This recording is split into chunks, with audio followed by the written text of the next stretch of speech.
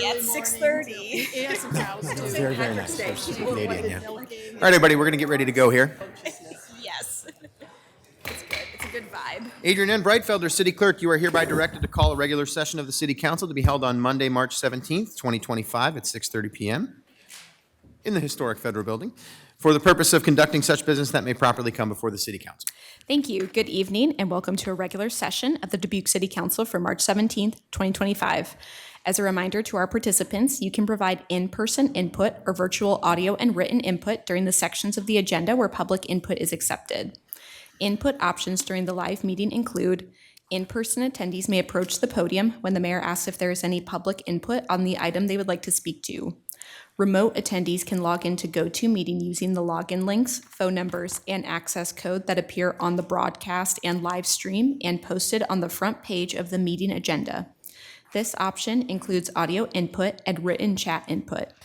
If you are participating via computer, indicate which item you would like to speak to in the chat function or note that you would like to speak during the appropriate section. If you are participating via phone, indicate which item you would like to speak to during the appropriate section. All comments, whether in person or virtual, must be accompanied by a name and address. Additionally, written public input is accepted by contacting the City Council directly from the city's webpage at www.cityofdubuque.org/councilcontacts and through the City Clerk's office email at ctyclerk@cityofdubuque.org. This information will be reiterated during the meeting. Attendance for the session is as follows. Mayor Kavanaugh. Here. Council members Farber. Here. Jones. Here. Resnick. Here. Roussel. Here. Sprank. Here. Wethel. Here. City Manager Van Milligan. Here. And City Attorney Brumwell. Here. Thank you, Mayor Kavanaugh. I will turn it over to you for the Pledge of Allegiance. Thank you, Adrian. I invite all who are able to please rise and join us for the Pledge of Allegiance. I pledge allegiance.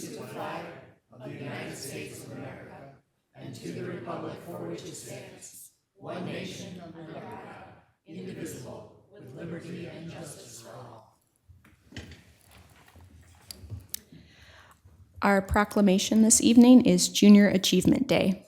Okay, and Scott Ellerbach is here to join us tonight. So we want to say a few words, and then I'll read the presentation for us. Mayor, thank you, City Council.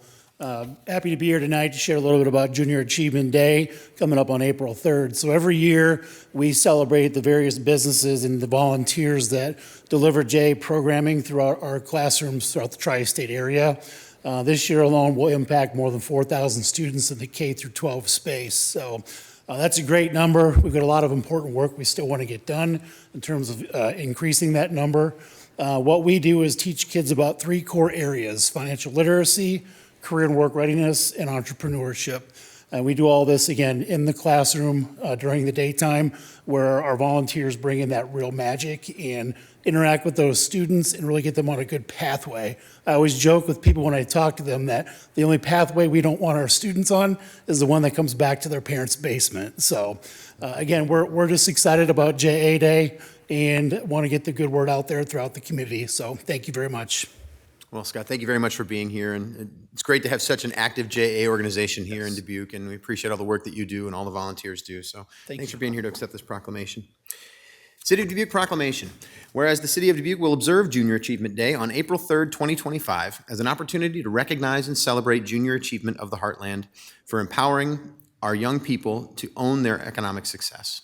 And whereas Junior Achievement of the Heartland's educational contribution equips your young people to become the next generation of productive employees and self-sufficient residents to ensure the economic prosperity of Dubuque. And whereas it is fitting for parents, educators, businesses, and other members of the community to join in Junior Achievement's effort to ensure the future success and economic health of our young people and the communities in which they live. Now, therefore, I, Brad M. Kavanaugh, Mayor of the City of Dubuque, Iowa, on behalf of the City Council, staff, and residents of Dubuque, do hereby proclaim the 3rd day of April 2025 as Junior Achievement Day.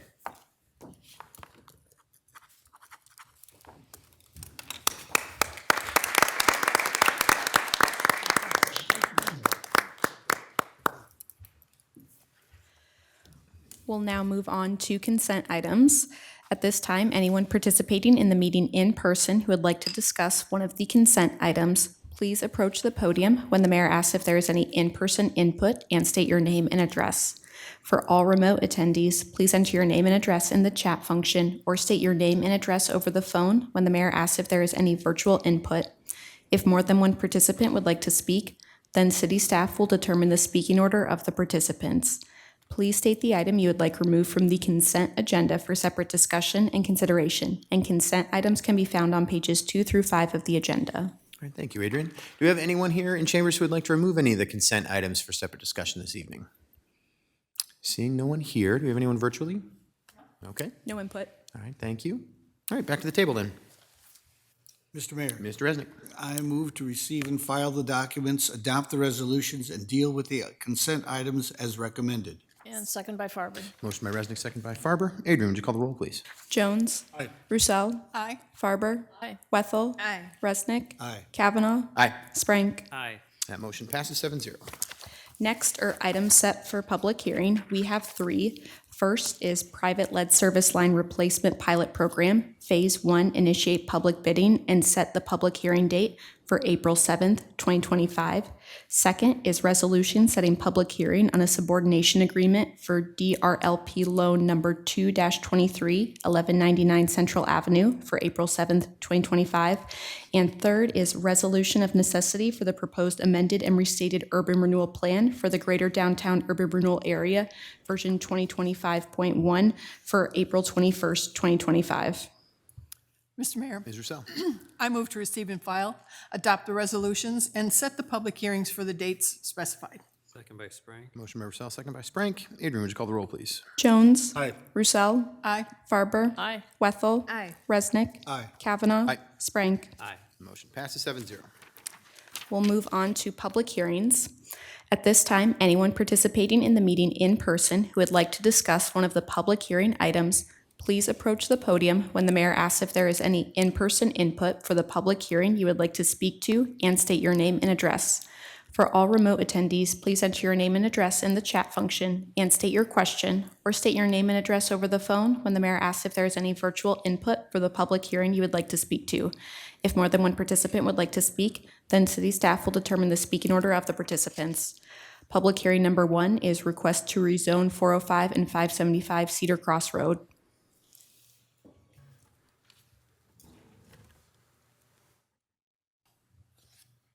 Mr. Mayor, Mr. Jones. sorry, I got a little stuck here.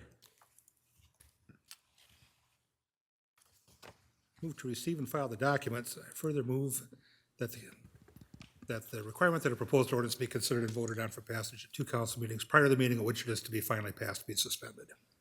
Second? Motion by Jones, second by Resnick. Wally, please. Yes, good evening, Mayor and City Council members. Wally Wernmont, Planning Services Director. The request before you tonight is to rezone a property on Cedar Cross Road and Nightingale Lane from R1 Single Family Residential to a R4 Multifamily Residential Development. Included in your packet, you can see here is the vicinity map. The property in question is about 2.5 acres, a little bit greater than that, located off of Nightingale Lane and Cedar Cross Road. It's the area that's kind of hashed with the black and white outline around the property. Nightingale Lane is, splits at that location, so it goes down a private drive, which is where you see the cul-de-sacs, where the single-family home development is, but then it splits off, and then it provides access to ABC Learners, which is a child care facility, the Arctic Glacier ice plant, and then also some other single-family homes that are located in our community, a large home owned by the Kemps on the corner there, and then there's a gravel road that provides access to additional single-family homes. And it's right on our city limit boundary, so a lot of questions get brought up about the sports complex. That sports complex is actually located in the county. It's not located in the city of Dubuque limits. Included in your packet is the notification map. So with rezoning requests, we're required by law to notify all property owners within 200 feet. So the areas that are highlighted in yellow are the ones that would receive notices from us. We do that 200-foot notification boundary is that red line. Just a little bit about the property. This is the third time that we've come to you to have a conversation. The first time there was a request from a developer who was looking at doing about 32 units with a planned unit development. And then the second time we came before you was to rezone the property to commercial service. in which there was kind of a modification of that request, and we rezoned a corner property where Denlinger Insurance is located now. And now the request before you is to rezone the property from R1 to R4. Just some basically site information here, indicated, what the layout of the existing property is, what's on the site currently, topography of the site, and then all the adjacent residential and commercial land uses associated with the property. And like I mentioned, there's the insurance company, the sports complex, the daycare center, the Arctic Glacier Premier Ice Plant, Ace Mobile Home Park, and then also various commercial buildings and uses along Cedar Cross Road, as well as residential uses to the south and the southeast. So it's a very eclectic neighborhood, mosaic that's made up of several different types of uses. We're actually seeing that Cedar Cross corridor as you drive down it kind of transition from more of a commercial service to more of a retail sales and service, especially as you move down and you see the Blind Society building, Casey's, there's a coffee shop, a car wash, multiple businesses are looking at that area or developing. So when we talk about utilities, currently right now, it says adequate city water and sanitary sewer to serve the project. Water mains are located on Cedar Cross Road and Nightingale Lane. Sanitary sewer mains are along Cedar Cross Road. So with the sanitary sewer with this development, there is none to the site currently. If they were to develop it, they would have to connect onto those utilities. Water is already there. Sanitary sewer capacity has been a conversation that we've discussed with the site. There is a plan, as you move down Rockdale Road, you see a large lift station that's under construction. There's other improvements as we work our way from that lift station to increase our sanitary sewer capacity in order to service the site. So there is a timeline for that sanitary sewer capacity for the area. And then, we talk about the development. It's a large and unimproved site with mature trees. There will be a site plan that's required. So anything that's greater than 3 units or more requires a site plan through our development review team. That would require that we look at the off-street parking, the access, fire access to the property, stormwater, which is a big discussion that's being discussed in the neighborhood, especially since Nightingale Lane is basically a county road, designed road with no curb and gutter and storm sewer inlets for that access.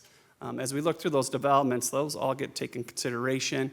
I know when we were looking at the PUD, there was going to be a detention facility and some other things, but with this request, it's a straight rezoning to R4. There is no concrete plans that have been submitted to our office. In an R4 district, it could be a single-family home. It could be up to 12 units on the one lot. It could be, the one lot is large enough to handle 7, but more realistically, about 6 or 5 units on the one lot that's along Cedar Cross Road. You see the traffic patterns. We did receive a lot of inquiries about traffic in general in the area. Cedar Cross Road is a minor arterial. It does kind of serve as that major thoroughfare that kind of takes you along the south side of our community. Nightingale Lane, that traffic counts can fluctuate. Obviously, there's a very large sports complex and it's seasonal transportation or traffic in the area. And any development that's going to require 3 or more units that will come to us, we would require that we'd have to look at some kind of traffic analysis as to look at the impact for the density of a development like that. This is a diagram that just kind of shows you the difference between R1 and R4 zoning. So everything highlighted in yellow is where we have a Euclidean zoning ordinance, which means everything that's allowed in R1 is allowed in R2, everything allowed in R2 is allowed in R3. Everything that's allowed in R3 is allowed in R4. So you can just see the differences between R1 and R4 is it allows that multifamily development up to 12 units and then a duplex. We did receive public input. We did receive letters of opposition from Sheila Trapp at 609 Woodland Ridge and Clark and Sharon Payne at 470 Woodland Ridge. Carol Moss submitted 2 letters, one to us prior to the Zoning Advisory Commission, and then I believe we have another one that's been received by the city clerk's office. We also have another letter that was submitted by Mr. Fitzsimmons, who lives on Nightingale Lane.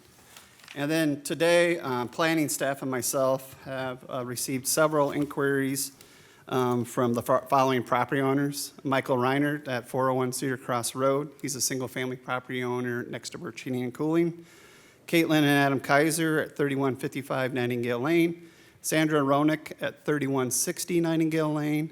Jesse Kemp at 3400 Nightingale Lane. And then Holly Richards, who works with the ABC Learning, the the child care facility there. They all contacted us and they expressed concerns with traffic, noise, and potential utility concerns in the neighborhood. So at that public hearing, there's a lot of discussion. A lot of neighbors showed up and voiced their concerns. Most of it was directed towards traffic on Cedar Cross Road. They were pulling in the Callahan development, the 180 units, as part of that larger discussion. And then the other things that were brought up at that meeting was the density of the proposed development, the potential for how intersection improvements would have to happen with Nightingale Lane, and then there wasn't a unanimous vote, as you can see here, by a vote of 4-1. The commission recommends that the city council approve the rezoning of 405 and 575 Cedar Cross Road from R1 single family residential to R4.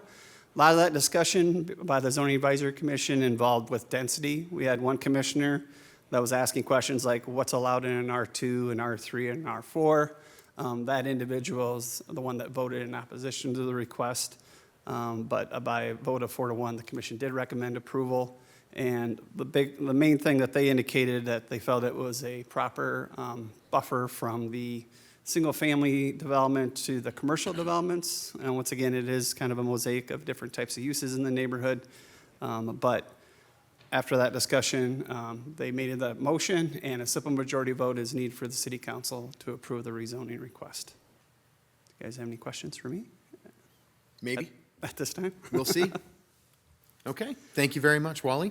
Well, we are in a public hearing to consider a request from Luke and Julie Murfeld Properties LLC to rezone property located at 405 and 575 Cedar Cross Road from R1 Single Family Residential to R4 Multi-Family Residential. Do we have anyone here in chambers to address us on this item this evening? Now would be the opportunity. Yeah, please come on up. Just give us your name and address, please. And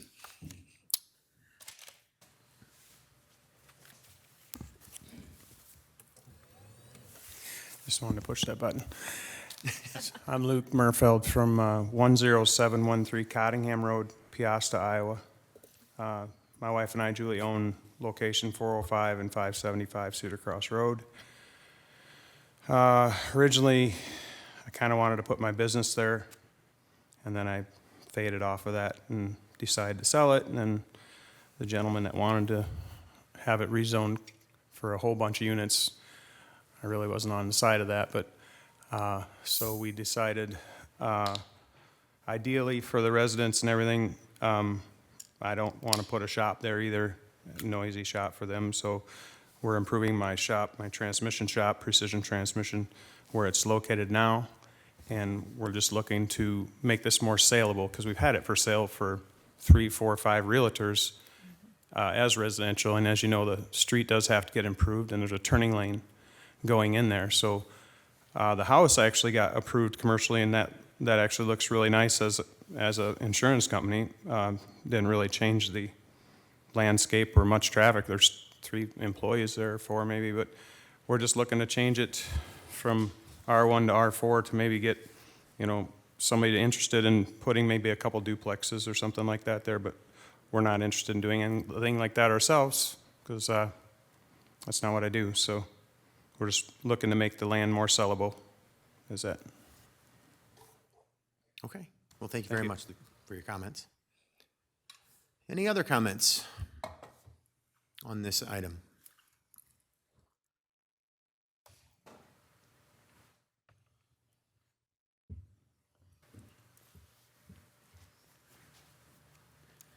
Hello, my name is Mike Reinert. I live at 401 Cedar Cross Road.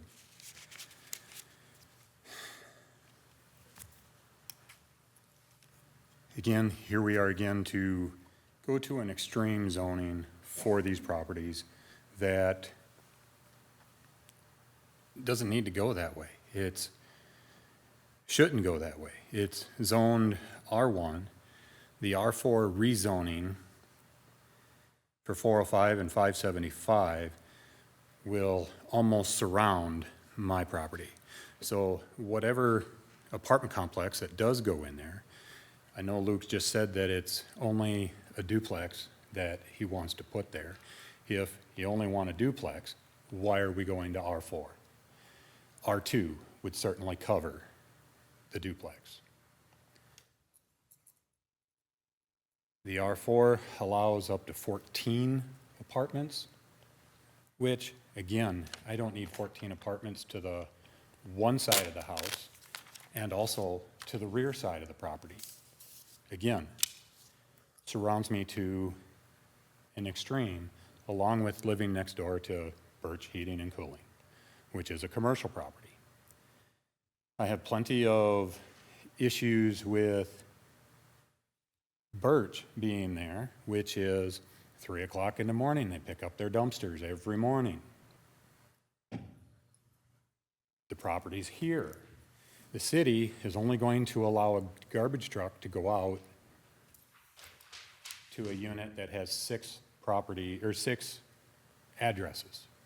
If it goes to 7, city garbage trucks will not go out. It'll go back to a private contractor to do that.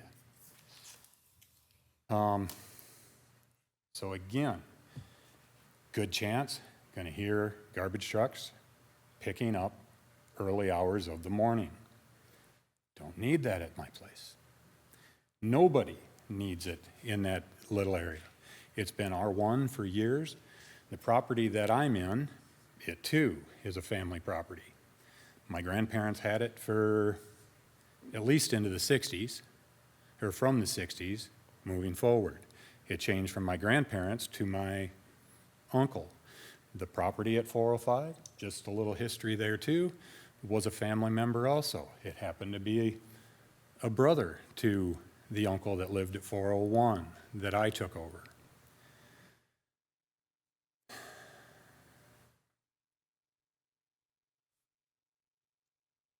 There are plenty of impacts that are going to be affected with this. Traffic. I mean, I can't go a winter without having a telephone pole taken down out at the front because of traffic and people going too fast. And like I said, to get in and out of Nightingale Lane, it's horrible, especially during the summer when the ball fields are in full swing. With that many apartments, you're going to see all the headlights. You're going to see all of the traffic in and out, coming and going. The noise from the people with 14 units. You know, if they don't have a place to do their thing, you know, whether it's outside activities with children or outside activities with family, where's that going to run over to? But possibly my yard, possibly Carol Moss's yard. You know, there's a daycare that's there that has facilities. Those activities can run into their property. Again, just a lot of people in the wrong spots.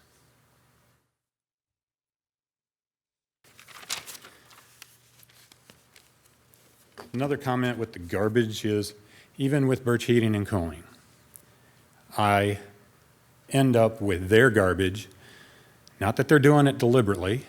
It could be wind, it could be the garbage pickup crew that comes in, and as the dumpster goes into the truck, things fall out, and if people don't pick it up, I end up picking it up.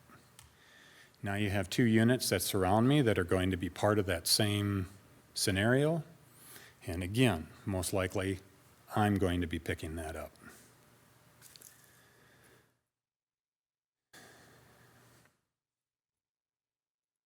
When the 595 property was rezoned to commercial, again, probably should have seen buffers in it, but because the way it was pushed through, buffers and limits on businesses that can be put there didn't get put in place. So it's wide open. You have a commercial service property that's within this neighborhood, and there's no restraint to it. It could be one of 40 different businesses that go in there when the insurance company decides to end its reign.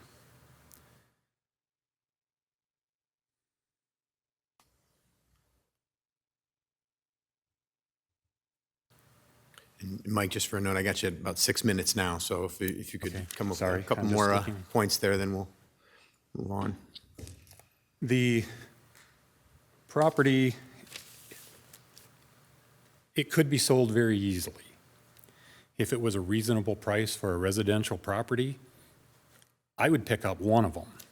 I'm sure that the other ones, but the prices of them, they are unreasonable. I mean, when you compare them to even like, say, a lot that's at Timberhurst subdivision, you can buy an acre lot there for $70,000. I can't buy the lot at 405 for $100,000. For what somebody wants to do when they're not even going to utilize the property, and it doesn't affect them, but it does affect us. Just doesn't seem right.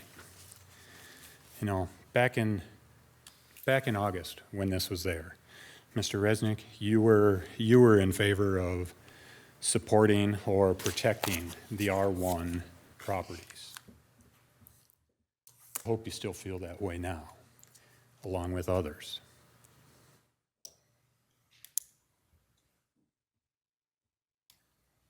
My fear is, with the R4, by changing the zoning tonight with no plan,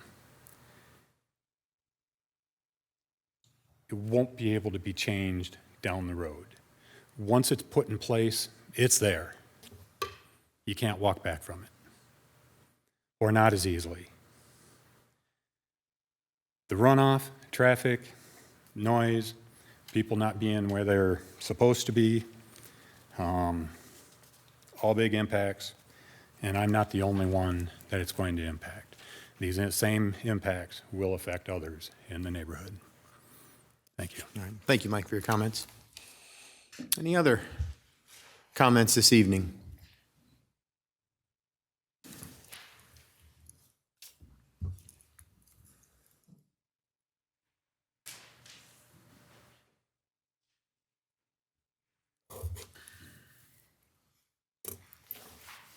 Good evening, and thank you for this time. I'm Carol Moss, and I live at 3095 Nightingale Lane. I've lived there 52 years, and I'm going to grow old in my home. So I'm not, moving, but I do think there are other alternatives here that would even be better than R4, like commercial, or, a duplex or something. But I thought we were beyond the R4 thing, but now we're back at it. So somewhere along the line, I missed something. But, I sympathize with them. But I just want everybody to know that if whatever happens there, I do expect, a little privacy, drainage especially. I won't read my entire letter I wrote to you tonight. If you just reread it once for me, that'd be good. But so I've been through it all out there, and Mr. Vogt, the late Mr. Vogt, worked with me very diligently on getting the water to go away from my house. And I spent money. But anyway, I just want to make it known that I am going to grow old there, so please give it some consideration as to what can be put there. Thank you. Thank you, Carol, for your comments. Okay. Thank you. Any others?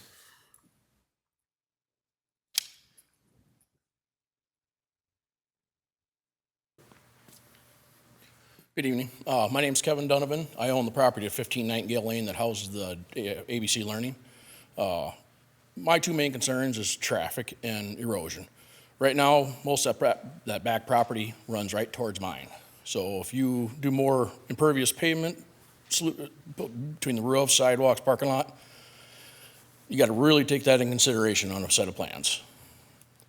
Traffic, Cedar Cross Road, as Mike and everybody else has iterated, that traffic's bad, roads narrow. There's been accidents every single winter right in front of Mike's house. So you really can't widen Nightingale or Cedar Cross Road without acquiring properties. So just like Callahan wants to do, the city's going to make him put a turn lane in. That's not going to be possible with either one of these two streets. So I strongly encourage just to keep it as an R1 for now, unless a decent set of plans come about for less traffic. Thank you. All right, thank you, Kevin, for your comments. Any others this evening? Going once, going twice.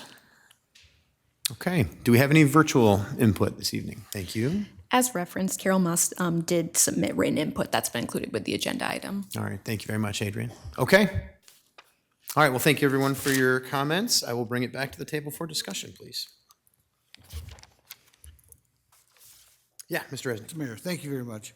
Can I ask Mr. Murfeld a question? Is that Please, within? yeah, go ahead. Okay, if you wouldn't mind, Mr. Murfeld, thank you very much. And, you know, you have your own reasons for wanting to sell this and make this as attractive as possible, you know, to get the most money out of the sale as possible. That's absolutely, you're right. I mean, I get it. That, you also said that when we changed 595 Cedar Cross Road. And do you know how much you were asking before the change? It was 250 or something. Yep. Right, and then you sold it. I see that you sold it for 350. Yes, sir. Yeah, so I mean, I'm glad that worked for you. Yeah. This, so I mean, so again, you've been successful and you'd like to be successful again, right? I just wanted to confirm that you did make some extra money because of that change. I did. I wanted to emphasize that I did want to put my transmission shop here. And this is my grandfather's land. The 595 was my grandfather's land. The land up the street where Callahan is building 180 units or whatever, that's where I grew up. And there's very few structures that were there when I was 5 years old, so guess how many of them I wanted to see? Not very many. So times change. That's all I can say to any neighbor. My heritage here too, so. Okay, well, thank you very much. Thank you. I have some other questions for others. Watching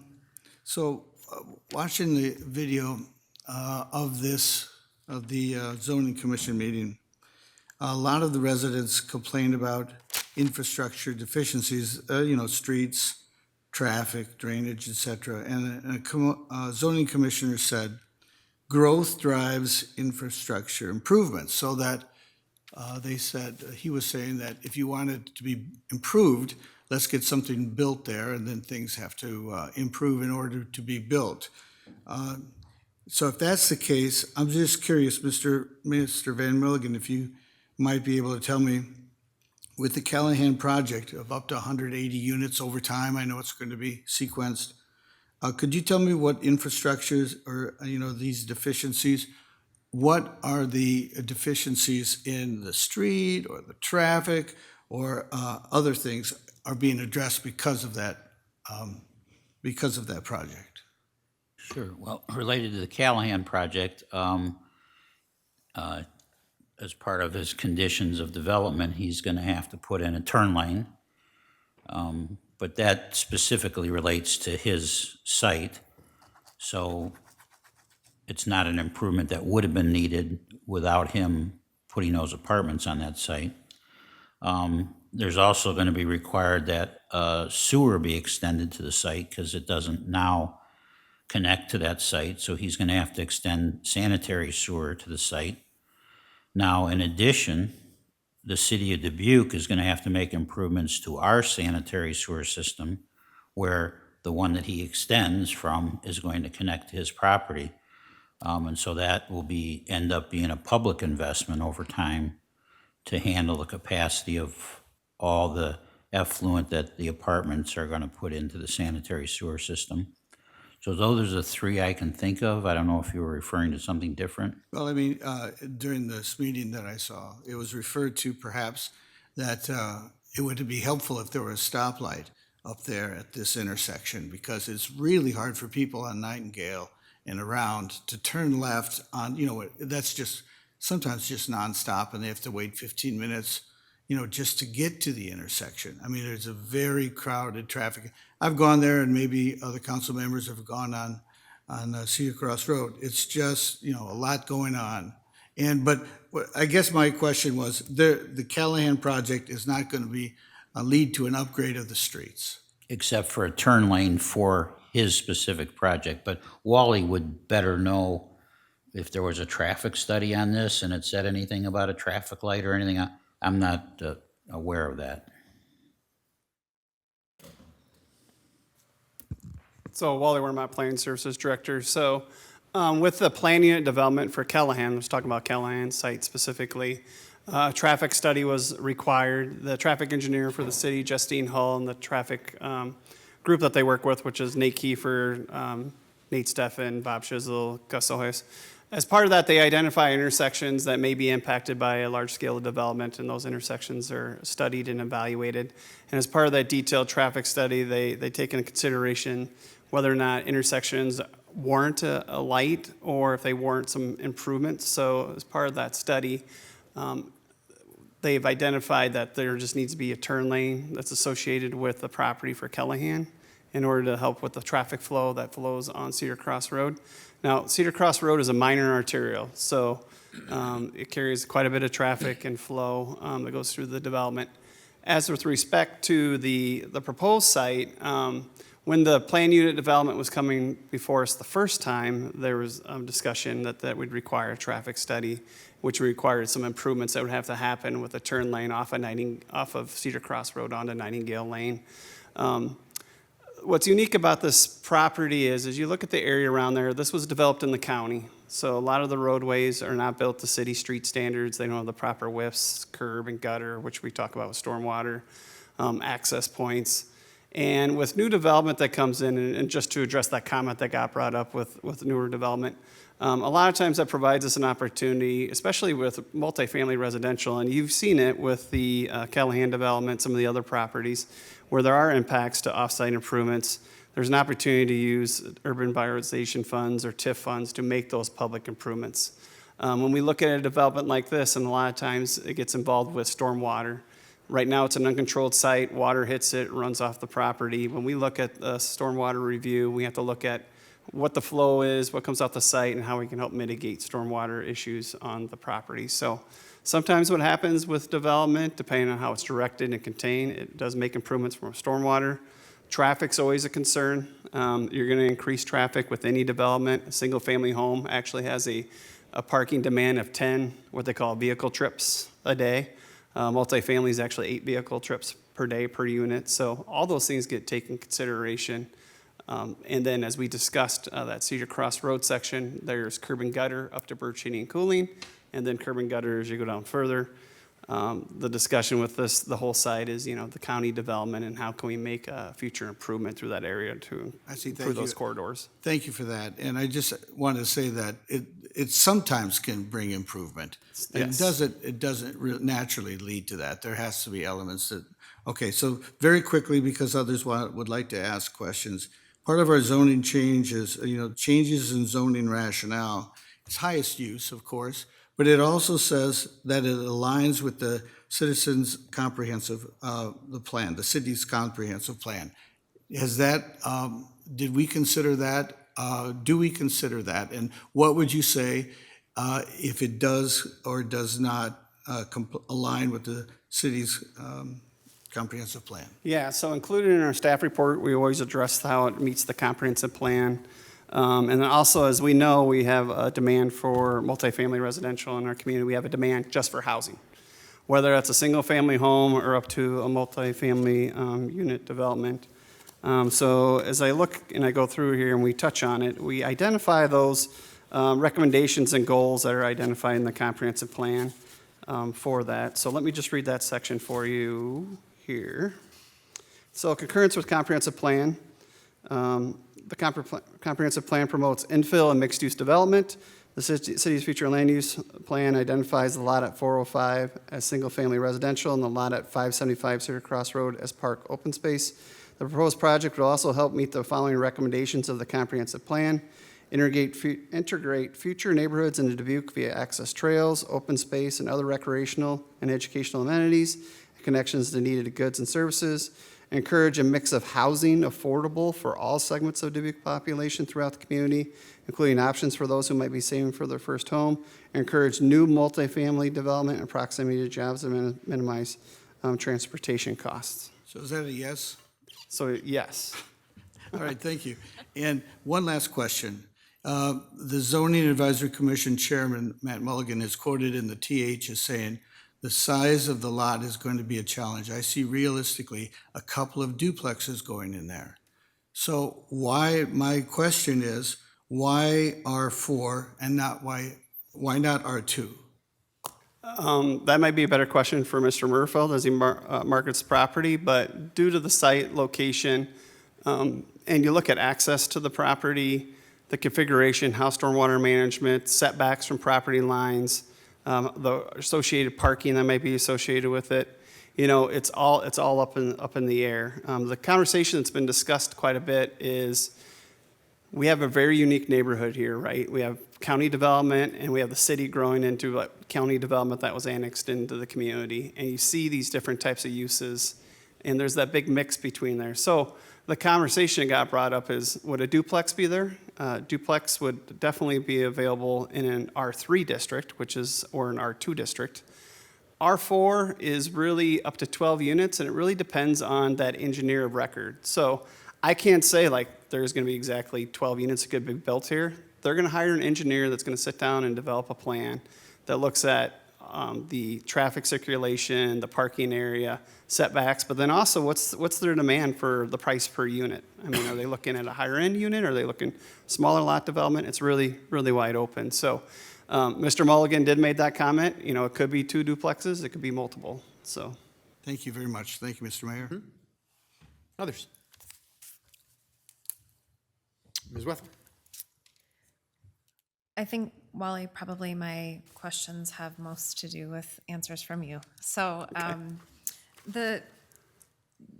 it would seem, and I've reflected on this as it relates to other properties as well, but it would seem like the precedent is that we zone based on what we hope the property would be, but not necessarily on the current capacity of what exists there from what we as a city provide in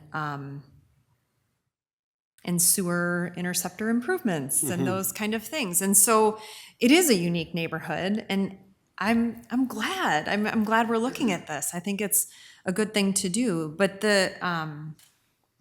I had asked some questions about the capacity constraints of this area, and I just wonder if you could speak a little bit about what that means for us as a council if this would be approved tonight, in order to create transparency for those that would be interested in the property.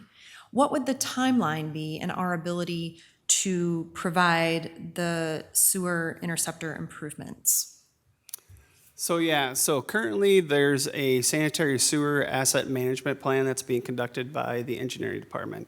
It's a very detailed study analyzing all the sanitary sewer systems, our capacity for all of our lines. You'll hear us say a lot of times the Catfish Creek, the South Fork, the Middle Fork. There's the Middle South Fork. There's so many forks that are associated with it. And it's through that sanitary sewer capacity study, we look at, what can handle, what type of development can handle what to go into that pipe. So currently right now, with this development, like we talked about, that those sanitary sewer capacity improvements are being made, just like City Manager Van Milligan mentioned with the Callahan development.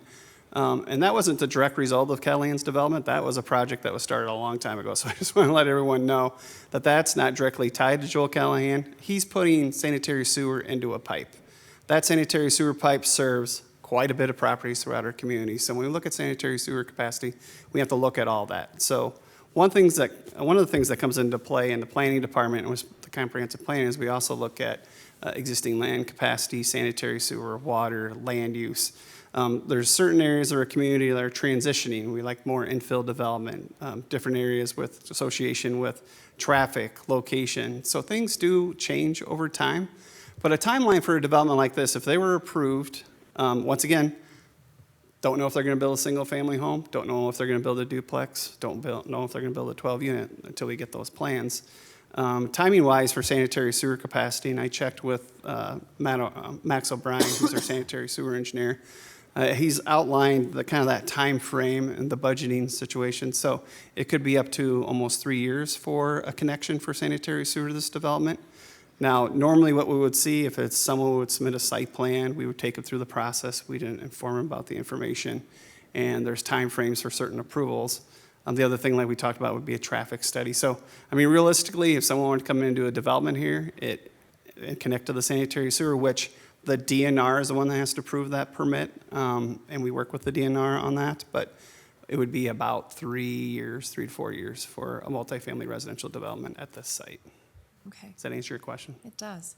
And then as far as the transparency of sitting down with folks, say someone would purchase this property, and then they come to you with, I guess they're in the process of doing a site plan.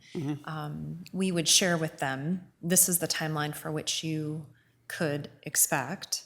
But we would have the process in place as a council to review before that would be decided upon. So for instance, even though it's R4, there are so many things to consider before we would approve, say, a 12-plex. We have the ability between your office and all of the surveying that we do to make a determination of a specific development. Just because we say R4 doesn't mean we automatically say anybody can build a 12-plex. Right, right. Is that correct? That is 100% correct. One thing I just want to encourage, and this is something that we hear from our developers and our engineers and surveyors that we work with, what they really enjoy is our development review team process. And we have the ability for someone who may not even purchase this property to bring in a kind of concept plan that lays out the development. They come talk to us. They have an opportunity to sit down with the engineering, the water, the fire, the building departments, and we have an opportunity to sit there and talk about what are the big items that we're looking at. Do we have sanitary sewer capacity? Do we have water situations? How are you going to access to the property? So a lot of those things are addressed ahead of time because sometimes people don't want to purchase a property and realize they can't do what they want to do with it. So that's a service that we provide to anyone in the city who's looking at doing development. And then, for instance, a 12-plex, say on that larger lot, is probably going to have a greater than a 50-foot setback from a property line, which is going to require approval through the zoning board of adjustment, which would require a public hearing, and we'd notify all the property owners within 200 feet of that request. So, Mr. Mayor? Yeah. So I hesitate to contradict Wally because he's forgotten more about this stuff than I'll ever know.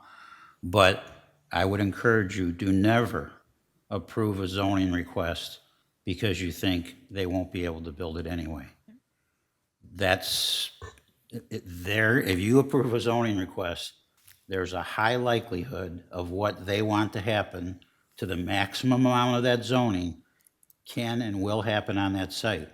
Now, it might not because of a setback or because of a sewer problem or a traffic study that says they need to do something that they don't want to do, but I would discourage you.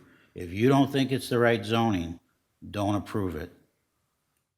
Don't count on, well, something later is going to happen and it's not going to be built anyway. Thank you, Mike. yes, I agree with Mike. You like to hear that, right? No, the question that gets brought up, like I said, I don't know if it's going to be a single-family home, a duplex, or up to 12 units until we actually get a physical plan.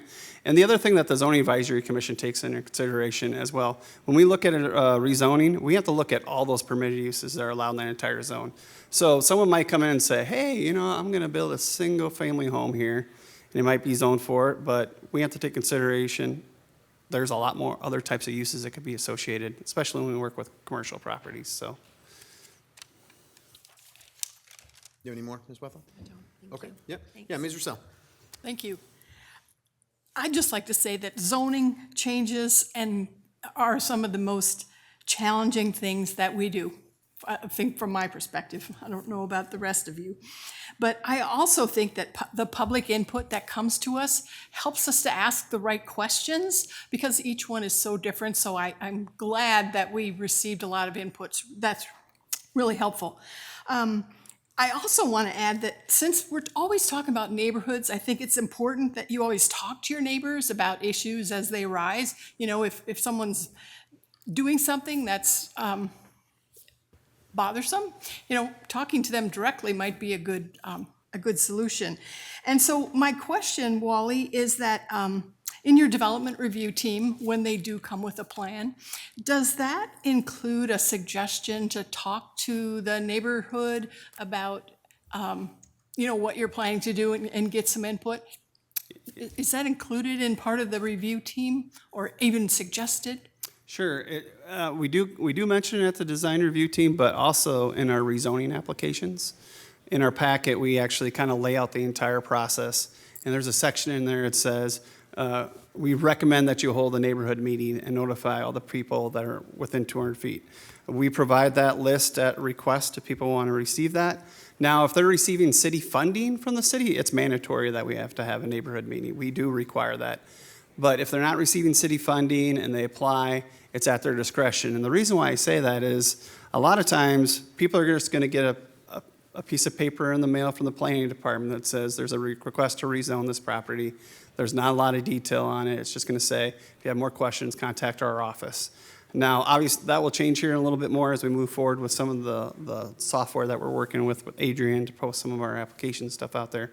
But that's what they receive. So sometimes people jump already to a conclusion of what it is. So that opportunity to have those neighborhood meeting and gather input also provides an opportunity to maybe listen to certain things, and they may be able to address, like, to mitigate a concern that may be brought up by a neighbor, or to have a conversation that they may or may not realize that would happen. Mr. Mayor, I would like to add something, Yep, if you don't please. mind. And thanks, Wally. That was right on target. So that idea that if we're selling them city property or there's city funding, a city development agreement, they're required to have this neighborhood meeting. This is a meeting that we don't participate in. We're not there. It's totally set up by the property owner and/or developer, and it's between that person and the neighbors. And our required meetings, like when there's a zoning and there's a 150-foot notice, you know, that's all involves us. But this is purely just a conversation amongst them, and we require it if they're doing a development agreement with us or buying city property.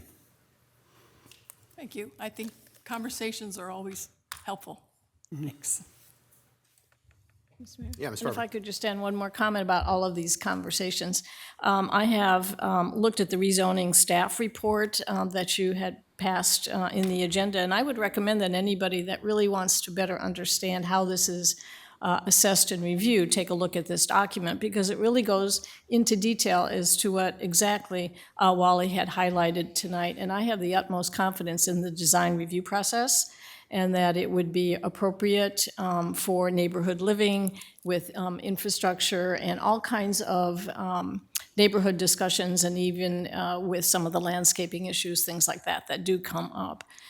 So I just wanted to support the request tonight, but I also wanted just to give a shout out to Wally and all of the teamwork that's being done for this, and I just have, again, the confidence that this will be done the correct way. So thank you very much for all that you do, and thank you for the request tonight. Thank you. Any others? Mr. Mayor. Mr. Jones. This one's a little bit challenging to filter out what we're talking about and what we're not, because we've talked a lot about a big development down the street that this isn't about. We've talked about water runoff. It's a little bit about that, but the water's going to continue to go downhill as it did before anything was developed there. Frequently, once the design review team gets done with all of their reviews, an engineered solution to water runoff makes it better than it is instead of worse. So that's, you can cross your fingers if that's the result. We heard a lot about issues with neighbors that exist there now. Again, not about this, about other stuff, but it has nothing whatsoever to do with the zoning for this project. I'd hate to see 12 units on each of these lots. I think that's too much. I don't think it'll fit. So I'm a little trepidatious there, but I've seen the lots, and I kind of agree with Matt Mulligan. I don't think you can put 12 there. You might be able to do better than a duplex, and to do more than a duplex, it looks like you need this zoning.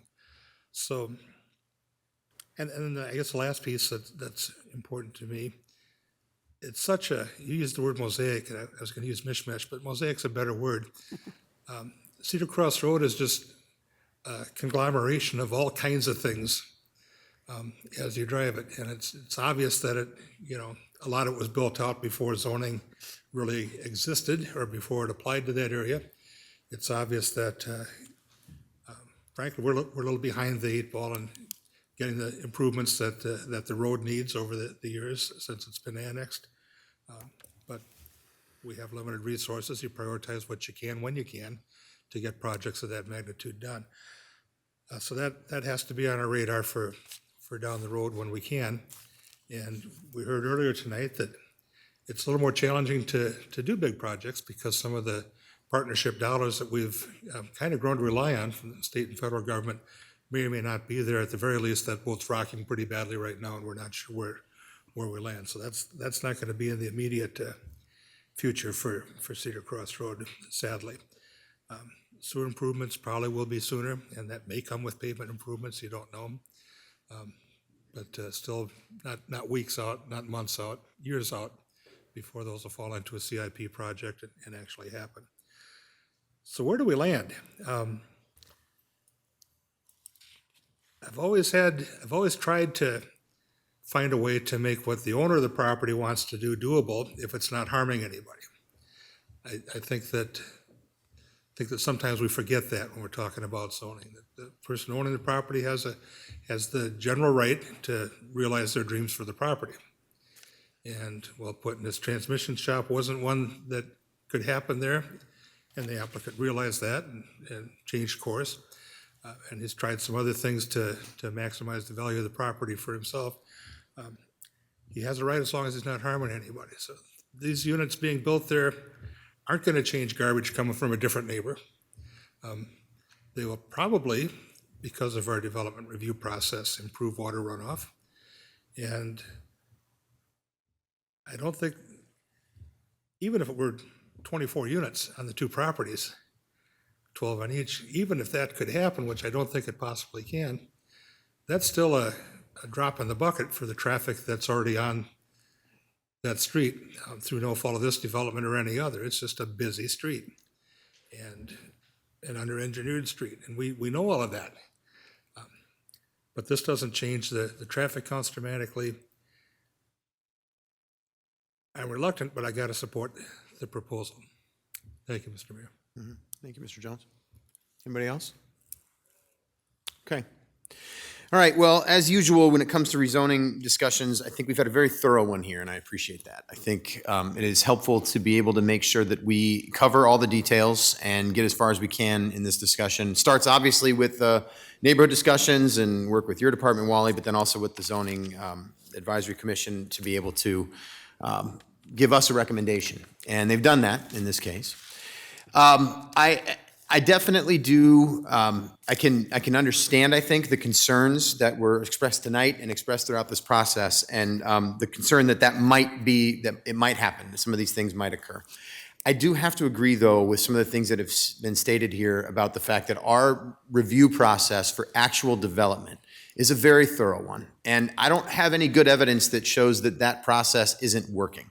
That process seems to be working pretty well, and it actually gets projects to a place where they do seem to make improvements to the neighborhood rather than degrade the living conditions of a neighborhood. It seems like those improvements actually help with infrastructure and sometimes traffic, not as fast as maybe we'd like it to in times, but I share some concerns, as Mr. Jones just pointed out in his recent comments here. I share some concerns about just the general what's going on Cedar Cross Road. It's one of those places where we weren't really talking about it very much, and then all of a sudden, everybody realized that there's some pretty developable land that could be used there and want to be able to move forward with that.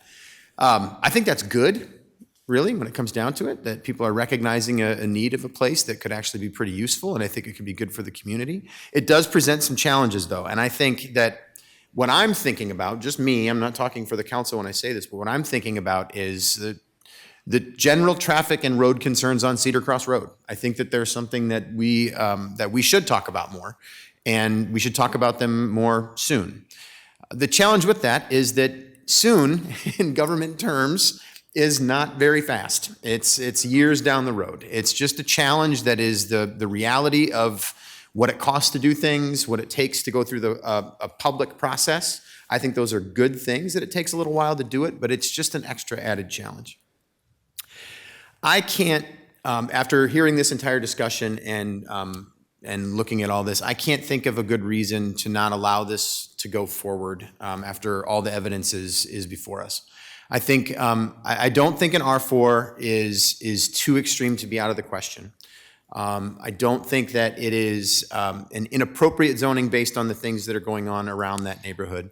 I do think that there are ways that this could be, that any sort of a development could be done in a way that would allow that to be a good neighbor to the folks that already live there. And I understand your concerns about living there and being there as long as you have. But I would hope that we can all work together to make the best neighborhood possible when it all comes down to it. But as far as this goes right now, I'm going to be supportive of an R4 zoning because I just think that as all the evidence that is in front of us shows that we can make that work. And I do think that it's going to come along with me, at least, thinking more about what we need to look at on Cedar Cross Road as we're looking at other things in the planning process in the years ahead. So, no further comments. We've all had a good chance to be able to be a part of this discussion. So, motion on the table here is to receive and file and waive the 3 readings. So, Adrian, would you call the roll, please? Jones. Aye. Roussel. Aye. Farber. Aye. Wethel. Nay. Resnick. No. Kavanaugh. Aye. Sprank. Nay. So that motion passes 4-3. Mr. Mayor, Mr. Jones. move final consideration and passage of the ordinance. Second? I got a motion by Jones, second by Farber. Adrian, would you call the roll, please? Pause just a second, Oh, Mr. sorry. Mayor. I need to consult with the city clerk on something. Sure. I think it's gonna be a super. See if it's on code.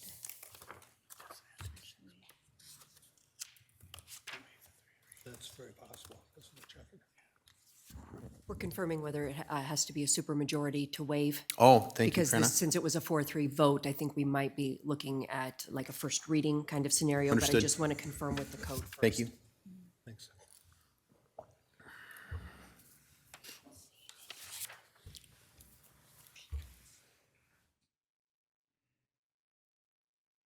No, it's in the state code. Hold on. Iowa Code, section 360.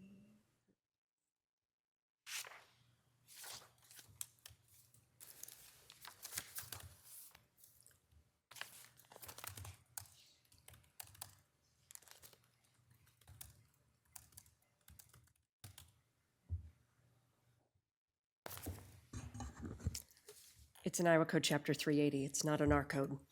A proposed ordinance or amendment must be considered and voted on for passage at 2 council meetings prior to the meeting at which it's finally passed, unless the requirement is suspended by a recorded vote of not less than 3/4 member of the entire members of the council. Okay. So with that, the motion B fails. Okay. So the waiver fails. So the option at this point for council is if someone wanted to, they could make a motion, say, for example, to do first reading Okay. on the matter. Modify So- my motion. So to clarify, the motion that we actually, so the vote that we just had actually failed is Correct, as it because- stood because because we were voting to waive the 3 readings. So that motion failed. So we'll need another motion on the table in order to be able to move forward. Mr. Mayor, Yes, Mr. I move Jones. first reading of the ordinance. Second by Farber. So I've got a motion by Jones and a second by Farber for first reading of the ordinance. Adrian, would you call the roll, please? Jones. Aye. Roussel. Aye. Farber. Aye. Wethel. Nay. Resnick. No. Kavanaugh. Aye. Sprank. Nay. All right, so that motion passes 4-3. So that means we had the first reading of the ordinance and it'll show up on a subsequent city council agenda. Correct. All right, thank you, Krenna. Okay, thank you all. Public hearing number 2 is resolution approving a proposed development agreement between the City of Dubuque, Iowa and Groningen Development Incorporated, providing for the sale of city-owned real estate and the issuance of urban renewal tax increment revenue grant obligations pursuant to the development agreement. Mr. Mayor, Mr. Jones. I move to receive and file the documents and adopt the resolution. Second by Sprang. Motion by Jones, second by Sprank. Mike, please. Thank you.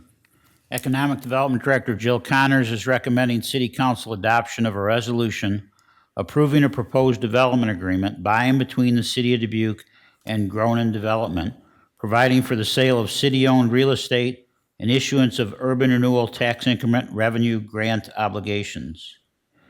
Gronin Development has a long history of successful projects in Dubuque, including numerous residential, commercial, and mixed-use properties.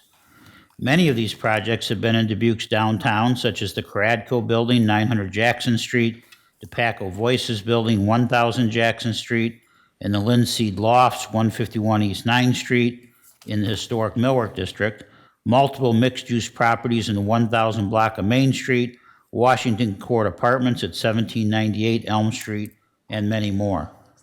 Gronin Development is proposing to purchase city-owned property at the corner of 5th and Main Streets for the development of a 5-story mixed-use building. The proposed development agreement includes the following. Developer will purchase .67 acres of city-owned property for a total of $331,717. Developer will construct 8,000 square feet of first-floor commercial space and at least 80 rental residential units at an investment of approximately $24 million. City will provide a development incentive grant in the amount of $20,000 per residential unit created, not to exceed the property purchase price. Developer will enter into a minimum assessment agreement in the amount of $21,500,000. Developer has until May 1st, 2028 to construct the project.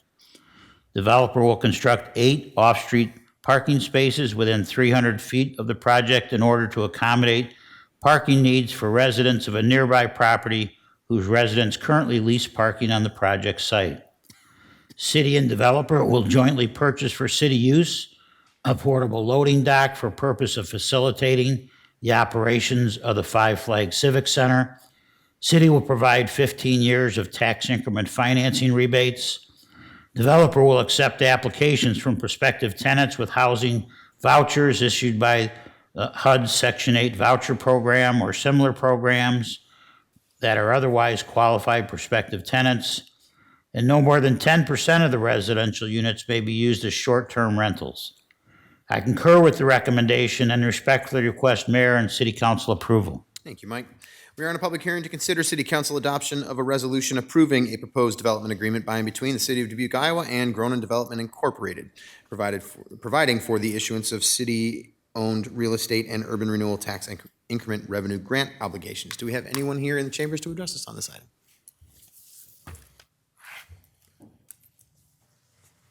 Hello, everyone.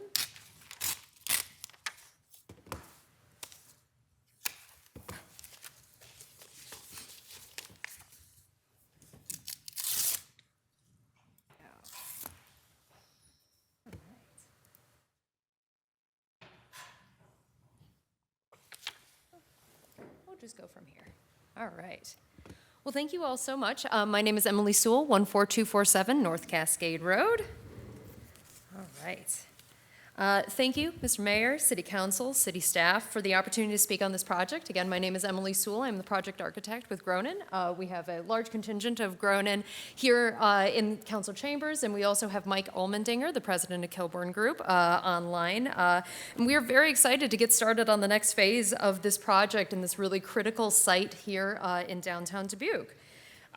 Starting about a year ago, we met with Kilburn Group to first kind of start talking about a potential development here in Dubuque. We found a lot of really great alignment around our core values about bringing vibrancy and connectivity into the downtown core. Kilburn Group is located in Fargo, North Dakota, and has been doing this for a long time. They have extensive knowledge of urban infill projects that makes their projects successful, not only for the residents, but also for the communities that they're serving. Gronin, as was in the staff report, has 25 years of experience working in Dubuque and bringing quality housing and commercial developments to life. Our team is really excited and energized around the opportunity that this site has. So a quick project summary. This project, over a year ago now, we began modeling different opportunities that this project has. We have been doing both construction and financial modeling to make sure that this project is viable and sustainable over the long term. Outlining on this slide is what we are currently sitting at, about 102 apartments with one-to-one indoor below-grade parking spaces, about 8,000 square feet worth of commercial space along Main Street. And we are also just starting our due diligence period. So our plan moving forward, hopefully after tonight, is to get started looking at the actual design of this project. We're at the very early stages. These projects are tough, and we have a lot of heavy lifting to do in order to get this project to move forward, but we're very excited to take that next step after all the work that we've completed to this point. We are looking at a spring of 2026 start date for construction and about 18 months worth of projected construction period. Obviously, that's, again, very high level at this point, but we're looking to get more and more details as we continue on in this project. Just a quick kind of snapshot of our timeline to this point. Again, about a year ago, we started talking about different sites. We analyzed a lot of different sites all over the downtown core. We did some site analysis of the existing site, building modeling, financial modeling, and here we are, March 2025, and we are hoping to get started in that due diligence period. We are looking to invest a little over $750,000 over the next 8 to 10 months into this project, really starting to develop and put some meat on the bone of this project. But one of the things that we've been really adamant about and very conscious about is that we are in an urban infill environment and we have a lot of neighbors. And so starting in December of last year, we started meeting with our neighbors all over around the site and making sure that we're listening to some of their concerns and impacts well before any shovels hit the ground. So we intend to do that throughout design, construction, and through occupancy of this project, and we are dedicated to making sure that everyone's voices are heard. Something that I wanted to make sure that was addressed here is that we have been talking, again, to a lot of our neighbors, including Five Flags. We had a great meeting with Aaron Rainey and Marie Ware, talking about a lot of the different concerns that they had about being able to get to their dock. So that was one of the things addressed in the development agreement, and we made sure to prioritize efficiency and access, which is a big portion of what they need to do in order to be successful. We've also met with the United Way building, including NAMI, HACAP, and Fountain of Youth. They discussed a lot about making sure that the participants of their programs are able to access their building safely, as well as close to their building as possible. We are talking about a lot of different solutions for them, making sure that all of the people that take advantage of their services are being met in their needs. And lastly here, Ecumenical Tower is obviously a very, very close resident on the same block as us. We have been meeting with them a couple times now to listen to both staff and residents and make sure that their concerns are heard and we are able to address the things that they are bringing up. We've been prioritizing their parking needs as well as some of their safety and security concerns, because obviously this is going to be a big change for them, and we want to make sure that these residents are comfortable with everything. And moving forward, we are planning on doing monthly updates with those staff and tenants to be sure that they are as up to date as possible on what's going on. Something else I wanted to make sure to note is, as you guys were just talking, the DRT process is incredibly helpful for us as specifically on this project. We had a great preliminary site design review team meeting, and it was very helpful in us being able to make sure that this project is going to be successful and sustainable over the long term. We also wanted to make sure to note all of the city staff who really made a big difference to us getting this project going, from everyone on here who helped with the DRT process to helping getting the presentation up here on the computer. We appreciate everyone's help and look forward to continuing that partnership as we keep moving forward. At Cronin and Kilbourne, we are dedicated to quality housing projects that, again, not only impact our tenants' lives for the better, but also for our communities. We are dedicated, again, to making sure that these apartments are to a high standard for our Dubuque market, but also that the amenities that we are looking at are complementary to the neighborhood and not keeping our tenants up in their spaces. They're very excited to get down and enjoy all of the amenities that our downtown core has. So some quick pictures of some of the Kilbourne Group projects that we are partnering with and some of the spaces that they have built out in Fargo. Again, I want to thank you all for this opportunity to speak on behalf of this project. We're really looking forward to, again, taking the next steps and making sure that this project is going to be great for everyone involved, as well as the opportunities for the people who don't yet live here. So again, we have our whole Gronin team here, as well as Mike Almendinger from Kilbourne. If anybody has any questions, we appreciate it. Thank you, Emily, for your comments. All right, do we have any other input here this evening? Yeah, please.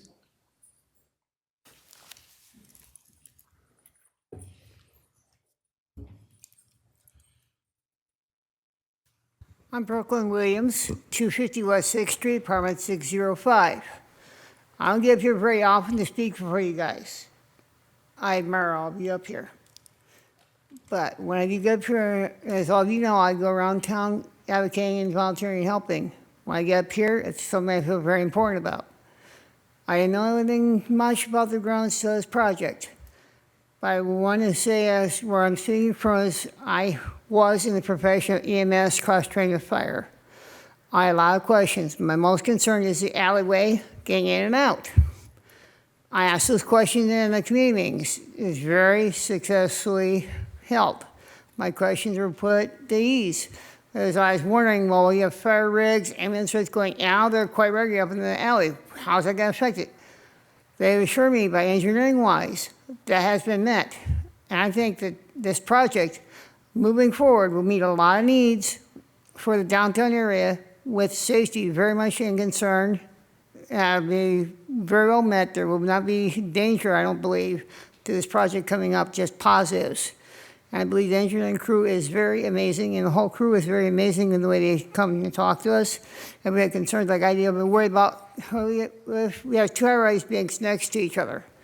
What happens? You go down a narrow alleyway, we get maybe supersized outriggers coming down from vehicles doing aerial lift up into one of those upper floors. And they said there's going to be enough width to get that in there. That was my biggest concern. And then passing through with service vehicles to those two buildings.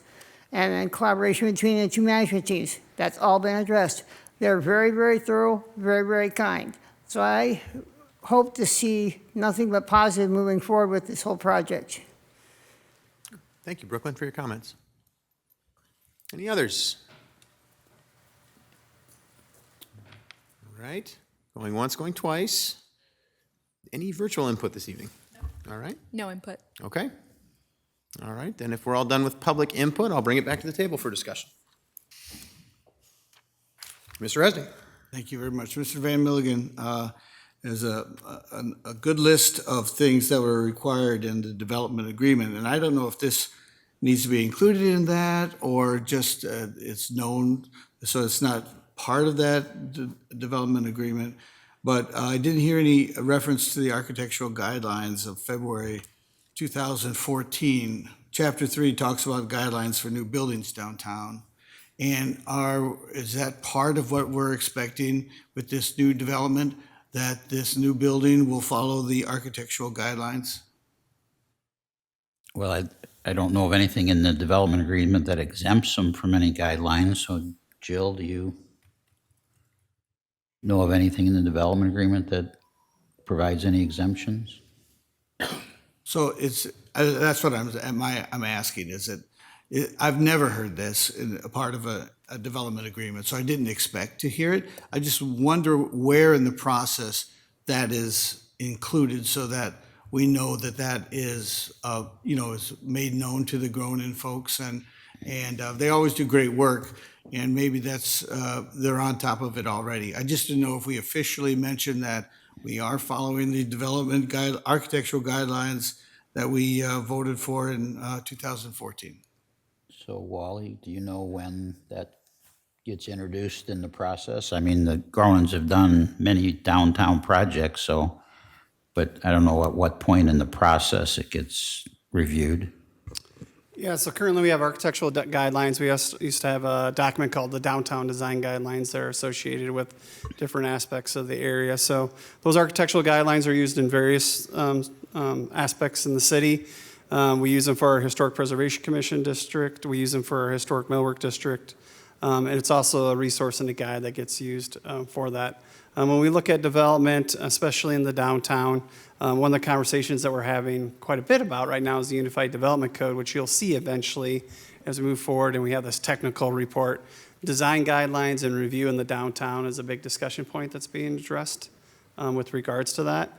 So, conversations about architectural guidelines could be tied to financial incentives to make sure that they're being followed. The architectural guidelines are pretty broad. They're not getting down into great detail. That's more articulation in the design of the building. When you look at our Port of Dubuque master plan and our Chaplain Schmidt Island, we have very specific design guidelines for those areas. But we don't have an overall architectural review board for the downtown currently. And I can see why you need flexibility. The area that they're talking about doesn't look like the millwork district, does it? So you have a millwork district looking building here might be out of place. So, but there are, we do have some suggestions or a general overall guideline, I hate to use that word, but recommendation for the look of the neighborhood, or how do we deal with that? Well, ideally, when we look at development in the downtown, and we met with the consultants and Gronin for that development review team. So especially when we look at infill development, we want that built to the street line, that pedestrian scale, that walkability, the height and the scale of the building, and they've really taken into consideration all those things, especially when we look at our downtown development. We also had a conversation when we talk about the Bridge Restaurant rezoning, where we have another mixed-use development. To be honest with you, I'm super excited. This is exactly what we would need in our community, is these mixed-use developments with the ground floor retail and the upper story housing. In addition to some of the parking that's directly associated. And as what Ms. Brooke was indicated too, we talked about the fire access and everything that's associated with it. So those architectural guidelines could be required. They could be used as a guide currently, but that is a big topic that we're talking about right now with the Unified Development Code update. Great, thank you very much. Yep. Thank you, Mr. Mayor. Mr. Spring. Thank you, Mr. Mayor. I'm excited about this project. It'll look great downtown when it's completed.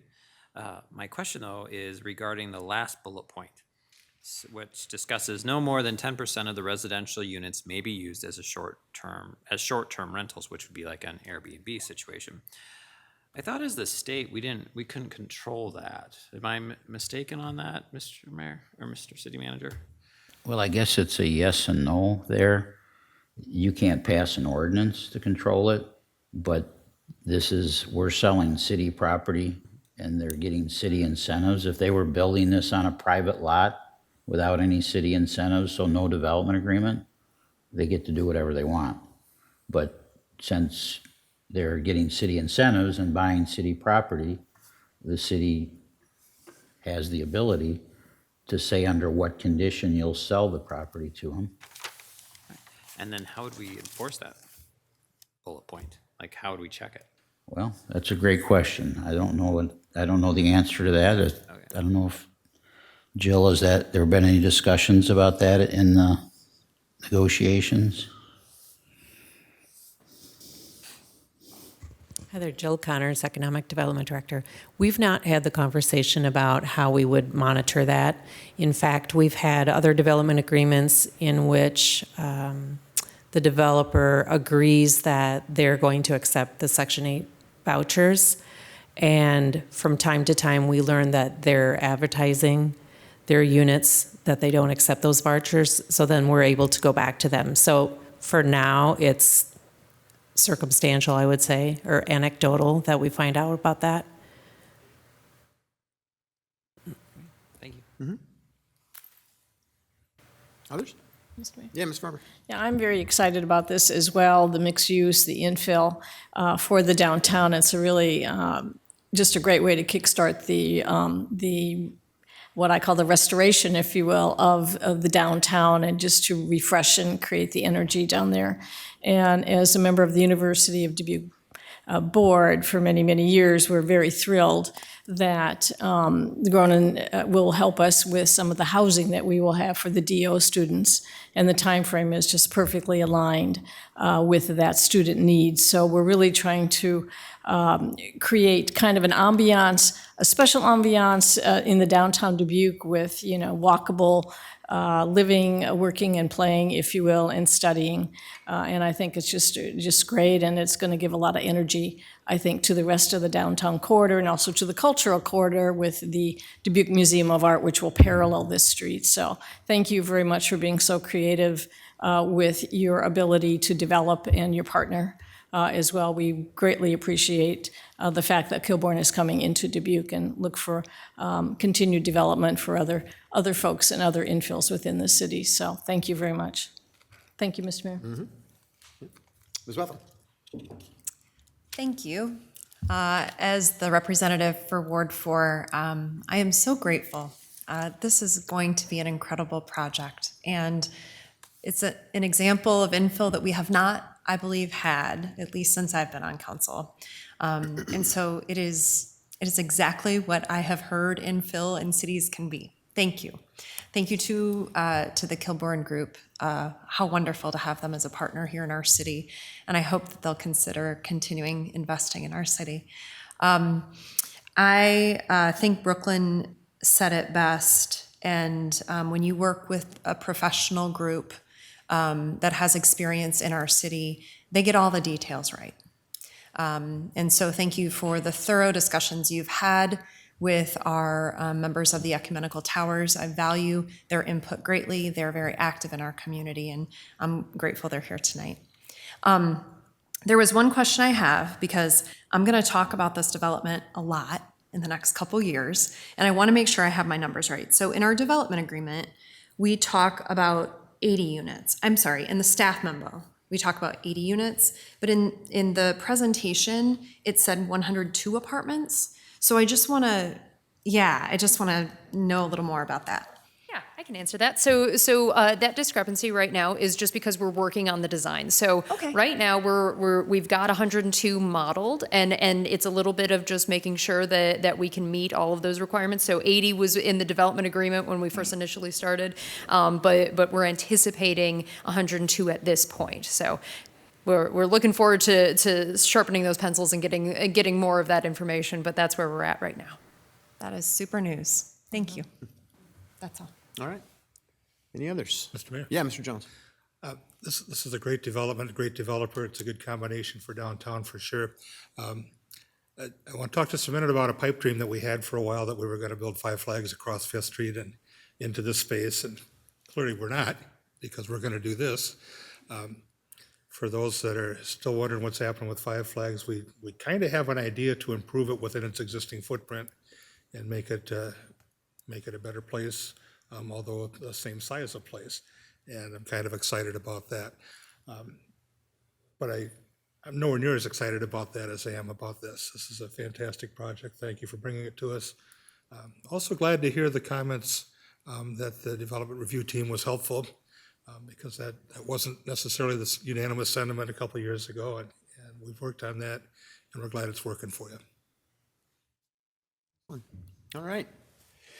Yeah, I think, so first of all, thank you to everybody who's involved in this. I think the buzz around this particular project is a really good one. It's been exciting from the start. It's really nice to see this particular, Ms. Wethel mentioned the infill project. I think you're right. I don't think we've seen anything like that in downtown the way that we've talked about it.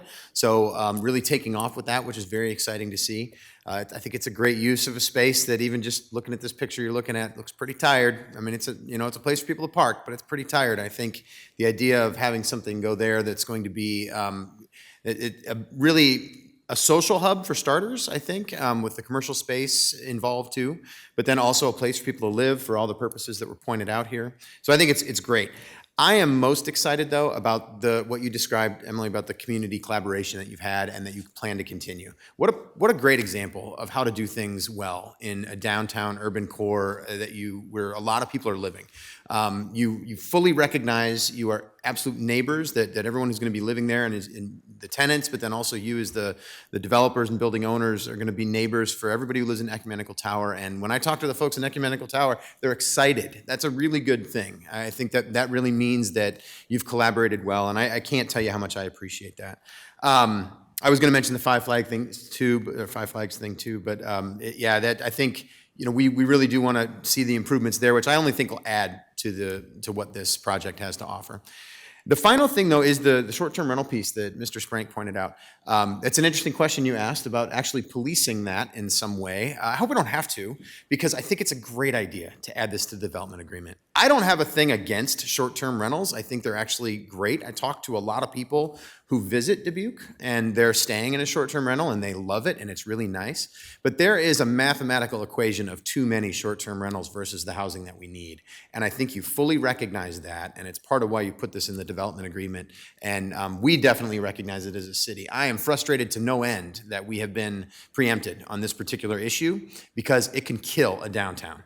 It could absolutely kill a downtown if every single apartment building you have is turned into 90% short-term rentals. It's not a good thing for a place that needs housing. So thank you so much for adding that to this and agreeing to do that. I think it speaks to the community mindedness of this particular project and the recognition that housing is first and foremost with something like this. So I'm excited about this development agreement. I think it's good that we were able to come to this agreement in this way, and I'm hearing some good things about it up here. So I definitely plan to vote for it, so thank you. All right, motion here on the table is to receive and file, adopt this resolution. Adrian, would you call the roll, please? Jones. Aye. Roussel. Aye. Farber. Aye. Wethel. Aye. Resnick. Aye. Kavanaugh. Aye. Sprank. Aye. That motion passes 7-0. Public hearing number 3 is resolution of adoption for the amendment of the Dubuque Industrial Center Economic Development District Urban Renewal Plan, version 2025.1. Mr. Mayor, Roussel. I move to receive and file and adopt the resolution. Second? Got a motion by Roussel, second by Resnick. That was Resnick, right? Sorry, I wasn't looking that direction. Thank you very much. All right, Mike, please. Thank you. Economic Development Director Jill Connors is recommending City Council adopt the resolution of adoption for the amended and restated Urban Renewal Plan, version 2025.1 for Dubuque Industrial Center Economic Development District. The proposed amended and restated urban renewal plan for the district would remove property from subarea B of the district. The removal of certain property from the expired subarea B is necessary to accommodate the issuance of urban renewal tax rebates under a development agreement by and between the City of Dubuque and Vanguard Enterprises. I concur with the recommendation and respect the request of Mayor and City Council approval. Thank you, Mike. We're on a public hearing to consider City Council adopt the resolution of adoption for the amended and restated urban renewal plan, version 2025.1 for the Dubuque Industrial Center Economic Development District. Do we have any public input on this item? I think we may have just lost most public input possibilities, so we don't see anybody here in chambers. Anyone virtually? No. Okay. No input. All right, thank you both. All right, back to the table then.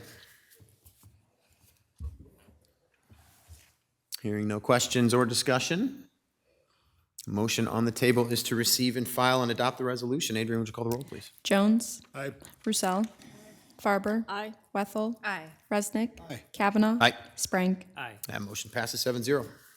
Public hearing number 4 is resolution of adoption for the amendment of the Dubuque Industrial Center Economic Development District Urban Renewal Plan, version 2025.2. Mr. Mayor, Mr. Jones. move to receive and file the documents and adopt the resolution. Second. Got a motion by Jones, second by Farber. Mike, please. Thank you.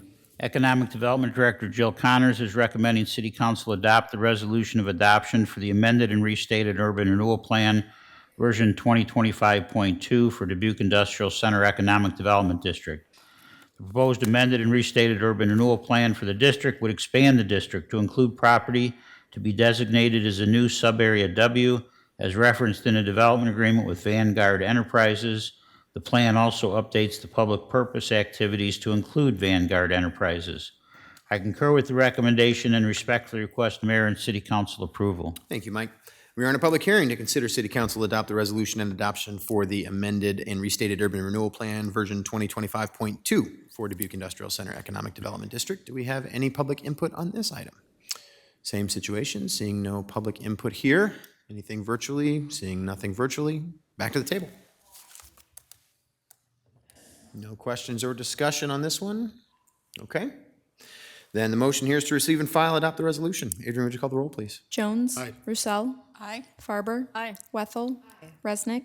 Kavanaugh. Aye. Sprank. Aye. Motion passes 7-0. We'll move on to public input. At this time, anyone participating in the meeting may address the City Council on the action items on the agenda or on matters under the control of the City Council. For all in-person attendees, please approach the podium and state your name and address when the mayor asks if there is any in-person input. For all remote attendees, please enter your name and address in the chat function or state your name and address over the phone when the mayor asks if there is any virtual input. If more than one participant would like to speak, then city staff will determine the speaking order of the participants. Individual remarks are limited to 5 minutes, and the overall public input period is limited to 30 minutes. Under the Iowa Open Meetings Law, the city council can take no formal action on comments given during public input or that do not relate to the action items on the agenda. Thank you, Adrian. Do we have any public input this evening? Seeing none, hearing none, nothing virtually, okay. All right, and we can go ahead and move on to action items, please. Action item number 1 is amending tax increment ordinance 5-24 for the Dubuque Industrial Center Economic Development District as amended by version 2025.2 of the amended and restated plan. Mr. Mayor, Ms. Russell. I move to receive and file and further move that the requirement that a proposed ordinance be considered and voted on for passage at 2 council meetings prior to the meeting at which it is to be finally passed be suspended. Second. Got a motion by Russell, second by Jones. Mike, please. Thank you. Following City Council approval of version 2025.2 of the amended and restated plan, Economic Development Director Jill Connors is recommending City Council adopt an ordinance amending the most recent ordinance 5-24 for the Dubuque Industrial Center Economic Development District. The district boundaries were amended by version 2025.2 of the amended and restated urban renewal plan. The proposed ordinance was reviewed by the City Attorney's Office. The proposed amending ordinance would expand the district to include the property to be designated as Subarea W by version 2025.2 of the amended and restated urban renewal plan in the tax increment financing ordinance area of the amended and restated urban renewal area. The primary goal of version 2025.2 of the amended and restated plan is to expand the district by creating a new Subarea W. The expansion of the district is necessary to accommodate the issuance of urban renewal tax rebates under a development agreement by and between the City of Dubuque and Vanguard Enterprises. I concur with the recommendation and respectfully request Mayor and City Council approval. Thank you, Mike. Do we have any discussion on this item? Considering our track record on the other ones we just voted on? See no discussion or questions, okay. Motion here is to receive and file and waive the 3 readings. Adrian, would you call the roll, please? Jones. Aye. Roussel. Aye. Farber. Wethel. Aye. Resnick. Aye. Kavanaugh. Aye. Sprank. Aye. That motion passes 7-0. Mr. Mayor, Ms. Russell. I move final consideration and passage of the ordinance. Second. Got a motion by Russell, second by Jones. Adrian, would you call the roll, please? Jones. Aye. Roussel. Aye. Farber. Aye. Wethel. Aye. Resnick. Kavanaugh. Aye. Sprank. Aye. That motion passes 7-0. Action item number 2 is award of public improvement construction contract for Bunker Hill Foundation Repair Project. Mr. Mayor, Mr. Sprank. I motion that we receive and file and adopt the resolution. Second by Wethel. Motion by Sprank, second by Wethel. Mike, please. Thank you. Parks and Recreation Director Marie Ware is recommending City Council adopt the resolution to approve the Bunker Hill Foundation Repair Project and award the public improvement construction contract in the amount of $284,000 to Tricon General Construction, which is 11.2% below the project estimate of $319,880. I concur with the recommendation and respectfully request Mayor and City Council approval. Thank you, Mike. Any discussion? All right, seeing none and hearing none. We have heard about this project before. Okay, motion here is to receive and file, adopt the resolution. Adrian, would you call the roll, please? Jones. Aye. Roussel. Aye. Farber. Aye. Wethel. Aye. Resnick. Aye. Kavanaugh. Aye. Sprank. Aye. The motion passes 7-0. Action item number 3 is Fuel Station Rehabilitation Project Award Public Improvement Contract. Mr. Mayor, Mr. Jones. I move to receive and file the documents and adopt the resolution. Second. Got a motion by Jones, second by Resnick. Mike, please. Thank you. Public Works Director Ariel Swift is recommending City Council adopt the resolution awarding the public improvement contract for the Fuel Station Rehabilitation Project to Evora Energy LLC in the amount of $1,092,117, which is 23% below the engineer's estimate of $1,422,000. I concur with the recommendation and respectfully request Mayor and City Council approval. Thank you, Mike. Any discussion? We've also heard about this project extensively and discussed it quite a bit. Okay, motion here is to receive and file, adopt the resolution. Adrian, would you call the roll, please? Jones. Aye. Roussel. Aye. Farber. Aye. Wethel. Resnick. Aye. Kavanaugh. Sprank. Aye. And motion passes 7-0. Action item number 4 is request to initiate process for mayor and city council salary compensation. Mr. Mayor, Ms. Farber. I move that we receive and file and refer to the council. Second. Got a motion by Farber, second by Roussel. Adrian, please. Yes, thank you. Pursuant to Iowa Code Section 372.138, by ordinance, the council shall prescribe the compensation of the mayor, council members, and other elected city officers, but a change in the compensation of the mayor does not become effective during the term in which the change is adopted, and the council shall not adopt an ordinance changing the compensation of the mayor, council members, or other elected officers during the months of November and December in the year of a regular city election. A change in the compensation of council members becomes effective for all council members at the beginning of the term of the council members elected at the next election following the change in compensation. During the 2004 City Council goal setting, the mayor and city council decided to establish a salary compensation task force to recommend changes to the mayor and city council salaries. The task force has been made up of 7 resident representatives, 1 chosen by the mayor and each council member. Since 2005, the task force has convened every 4 years, most recently convening in 2021. Their recommendation, which was adopted by the mayor and city council, established the mayor's salary as $14,800 and the city council's salary as $11,100 effective January 1st, 2022. The mayor and city council's compensation is codified in city code and can only be amended through an ordinance.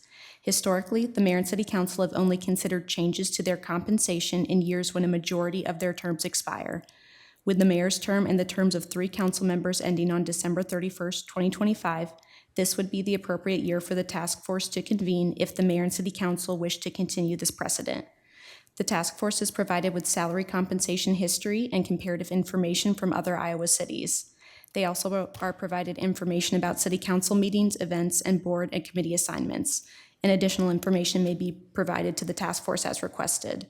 The task force meets to discuss the information and reach a consensus on a recommendation, which is then presented to the mayor and city council for consideration.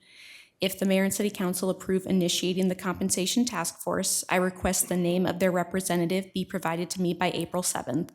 The representative must be available for a meeting in the late afternoon or early evening and is expected to review information in advance of the meeting.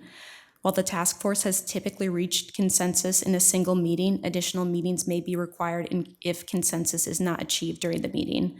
The total time commitment is expected to be 4 hours. Once the task force determines a recommendation, I will place it on a future city council agenda for consideration. If a change in compensation is approved by the mayor and city council, an ordinance amendment will be submitted for adoption. And I'd be happy to answer any questions. All right, thank you, Adrian. It's very thorough, so I appreciate that.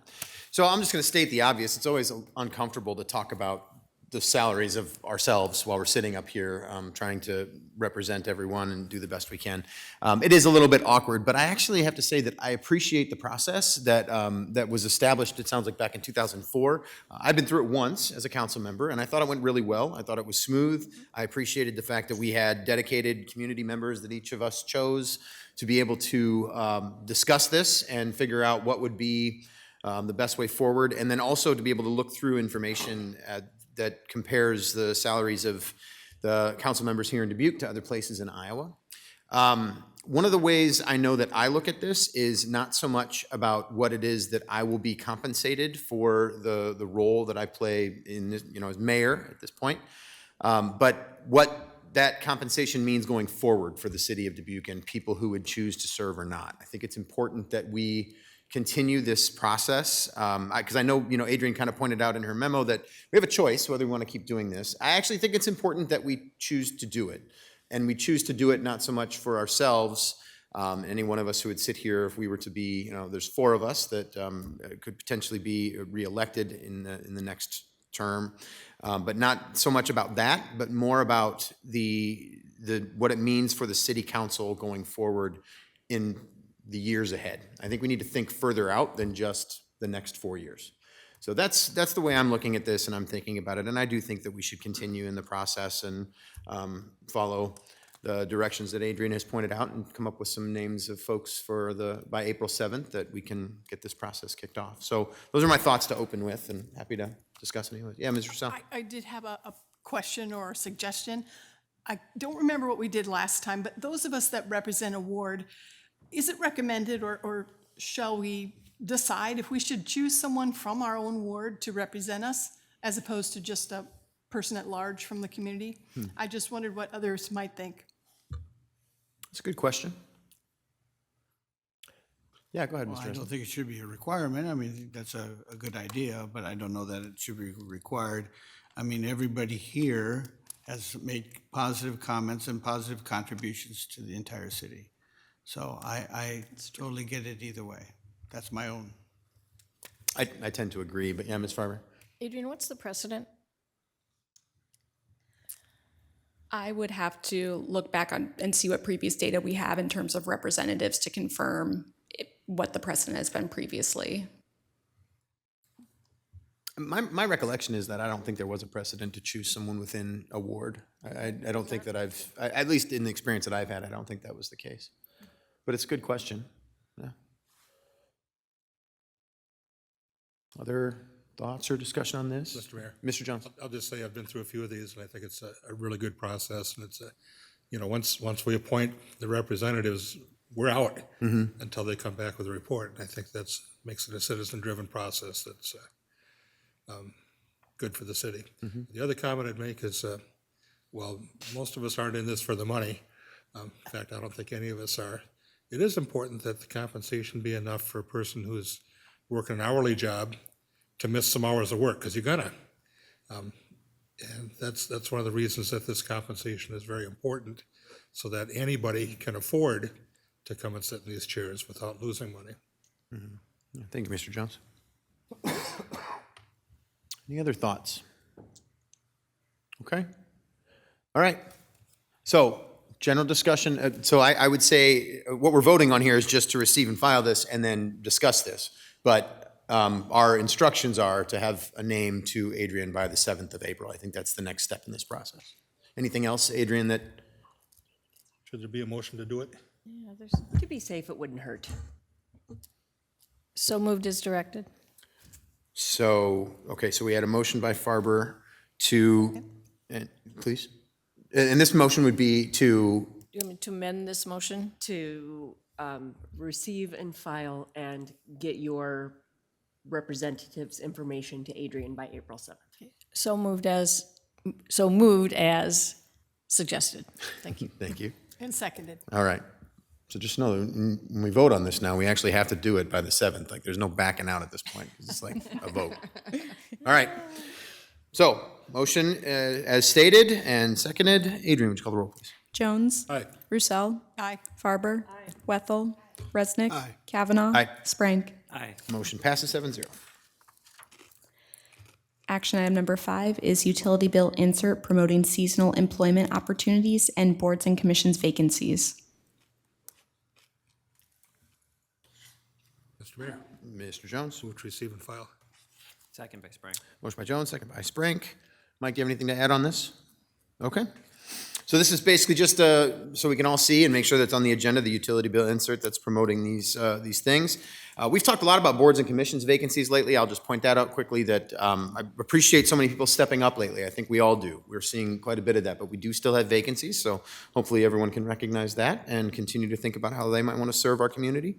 And as far as seasonal employment goes, I just have to keep saying that I appreciate how well we've recovered from some of the challenges that we had, a few years ago, particularly the seasonal employment that comes with the Parks and Recreation Department. But it really has gone so well in the last few years, and it really is a great opportunity, especially for young people or people looking for some part-time work or some seasonal work. There's a really good opportunity here, and it's a great city to work for. It's a great city to live in, great city to work with, work for. So I appreciate that this is out there for everybody to see. All right, this is just a motion to receive and file. Adrian, would you call the roll, please? Jones. Aye. Roussel. Aye. Farber. Aye. Wethel. Aye. Resnick. Aye. Kavanaugh. Aye. Sprank. Aye. Motion passes 7-0. Action item number 6 is 2024 Dubuque Police Department Annual Report. Mr. Mayor, Mr. Jones. I move to receive and file. Second? I got a motion by Jones, second by Resnick. Anything else to add there, Mike? Okay, thank you. Mayor. Yes, Mr. Jones. Just want to make a couple of comments. I was asked this week, if the clearance rates in Dubuque are so phenomenal, which they are, they're beyond, almost beyond belief, but I absolutely believe them because I know the quality of the police work that's done, and I know the systems that we have backing them up, including our robust camera system. But the question was asked is, boy, if our clearances are so good, do we really need this precision policing center? And the answer to that is, of course we do. That's what's going to make this work. That center has moved 5 uniformed officers back onto the streets, essentially. And while it hasn't solved our being behind in filling police officer positions, it improved it by 5. So that's 200 person hours a week of additional law enforcement available to us on the streets. Also, it's giving us dedicated employees who, if they're not already experts, and I bet that they are going to develop some real expertise in this work and make it better. So we might even move those clearances a percentage point or 2. And even if we don't, the challenge that our police department faces every day is some of the quality of life issues that, your noise complaint may take a while to get answered because people are going from call to call to call to call for service on a busy night. And moving those 5 officers and increasing our street presence will be a little bit helpful to that. The other issue that has come to this table a number of times, and probably the most frequent phone call you get, because it's the most frequent I get, is what are you going to do about speeding cars in my neighborhood? And, we really don't have an answer to that. We do focused traffic enforcement programs when there's personnel available to do them in a neighborhood or whatever. If we move the signs around that tell you remind you how fast you're going and what the speed limit is. And those gather a little data for us too, I think. But we're not able to do much of that type of enforcement with our current staffing. So we're working on the staffing issue, all of us. But I wanted to point out that this is, I sent this to a kid who's working as a deputy sheriff in Illinois, and I want him to come work in Dubuque because this tells a story that's really something to be very, very proud of. Thank you, Mr. Jones. Yeah, Mr. Resnick. Thank you, Mr. Mayor. Well, I appreciate the police and fire determination for relentless improvement, which this report shows. We just witnessed it last, right here 2 weeks ago. And it was, for us, at least for me, startling. And it's just called Monday to those police officers who are out there dealing with it. And they do that all the time and very professionally. And so I appreciate this. This annual report is, as Mr. Jones said, detailed and accurate and very good. So congratulations. Thank you, Mr. Mayor. Thank you. And the one thing I'll add is, I tell people fairly often that we live in one of the safest communities in the United States. And we have the data to prove it. And I so appreciate the work that our police department does. I appreciate the work that this council does to try and make the work of the police department better. And I know it's a serious challenge. It's something that concerns us all. But it concerns the residents that we represent every day. Everyone wants to live in a safe community where they can live their lives. And the information that we see here in this report shows that we have a police department that's working to make that happen on a daily basis in conjunction with all the other departments in the city, community partners, and I really appreciate that work very deeply. So thank you very much for that, and it's good to see another good report this year.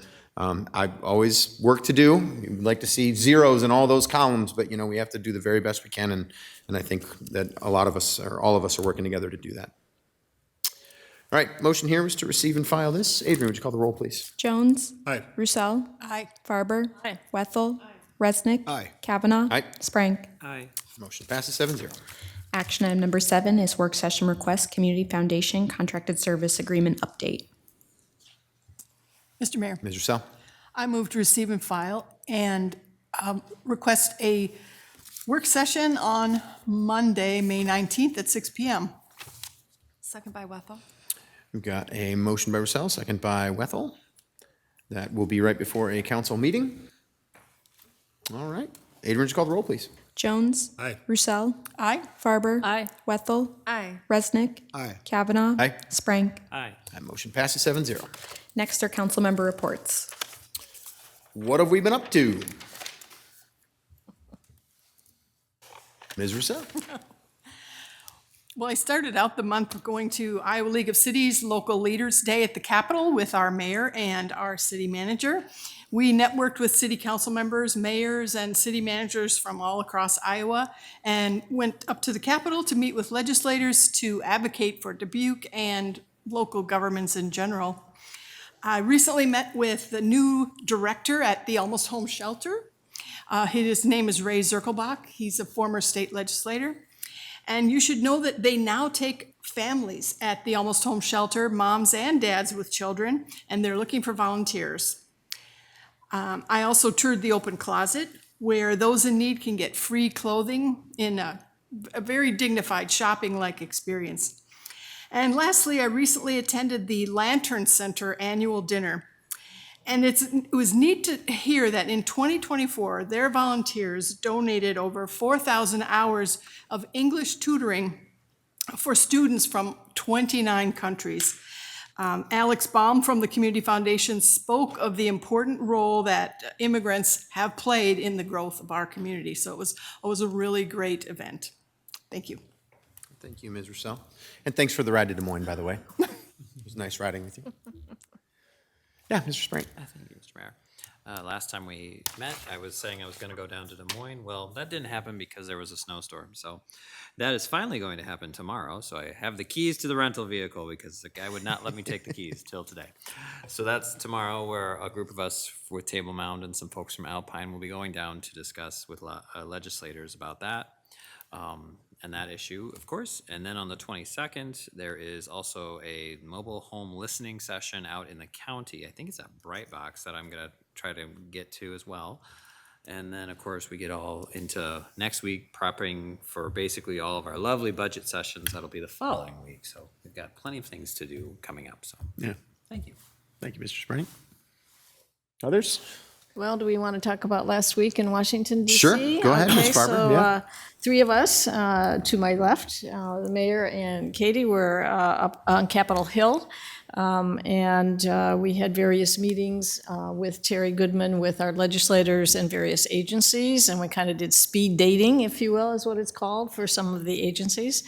But I was very fortunate and honored to represent Dubuque at the Technology Committee meeting, where we led a session on cybersecurity and data centers. And then I followed that up with a meeting with Google. And then I also met with the FCC for the committee that I serve.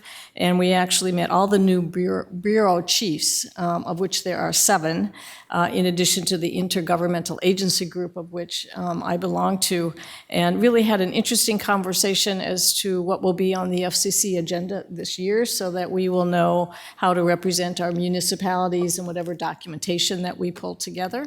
And we are waiting for Commissioner Carr to give us that direction.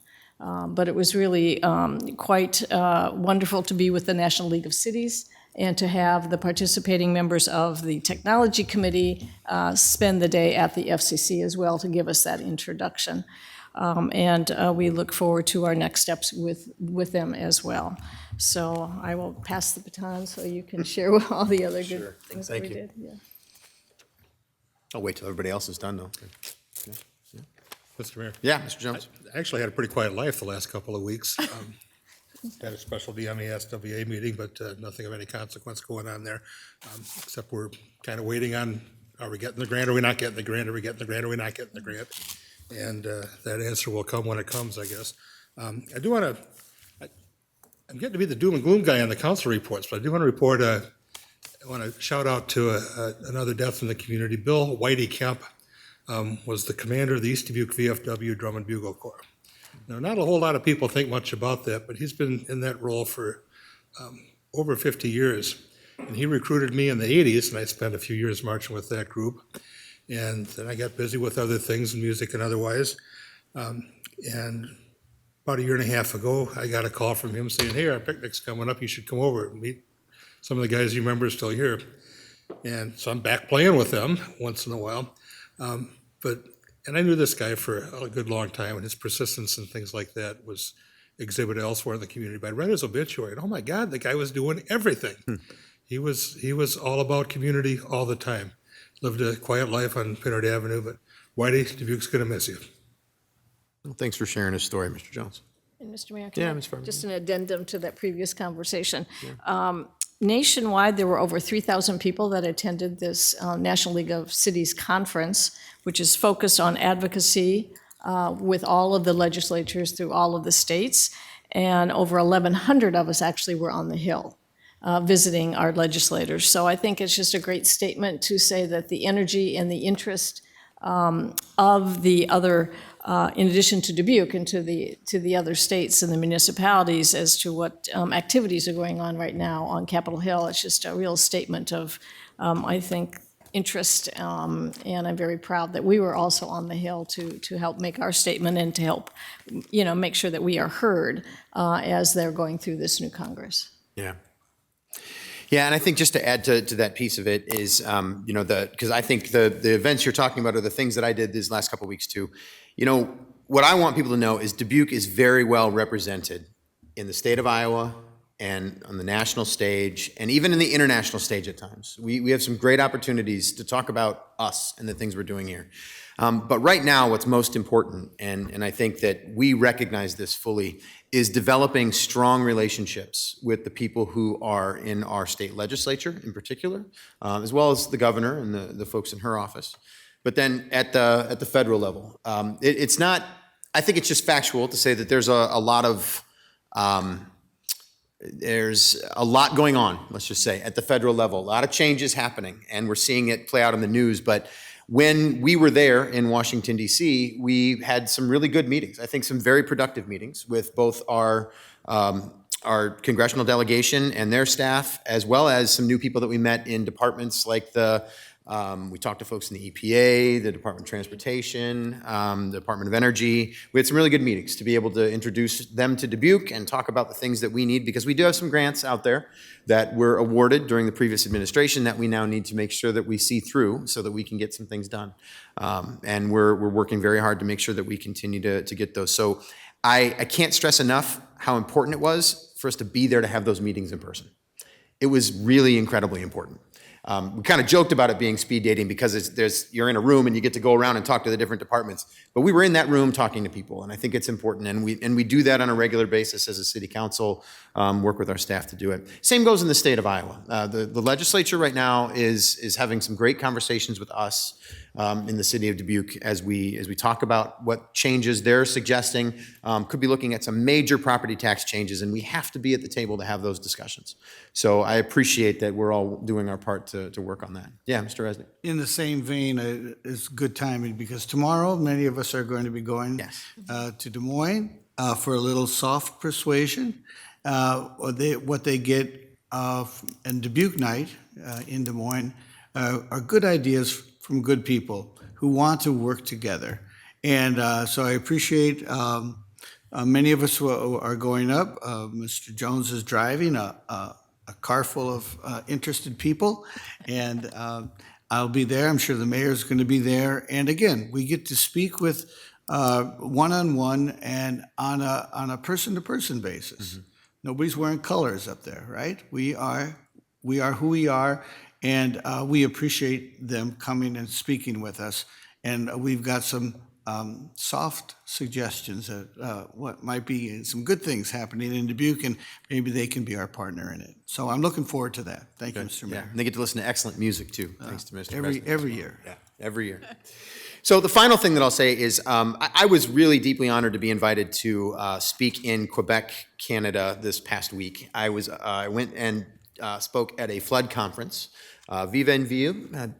As good a French as it gets coming from me. So that was the name of the organization. And they were so gracious in welcoming me to be able to join them. I was the only speaker in the whole conference for the whole day from the United States. And I was really honored to be in that position. But it wasn't about me. It was about the Bee Branch Project.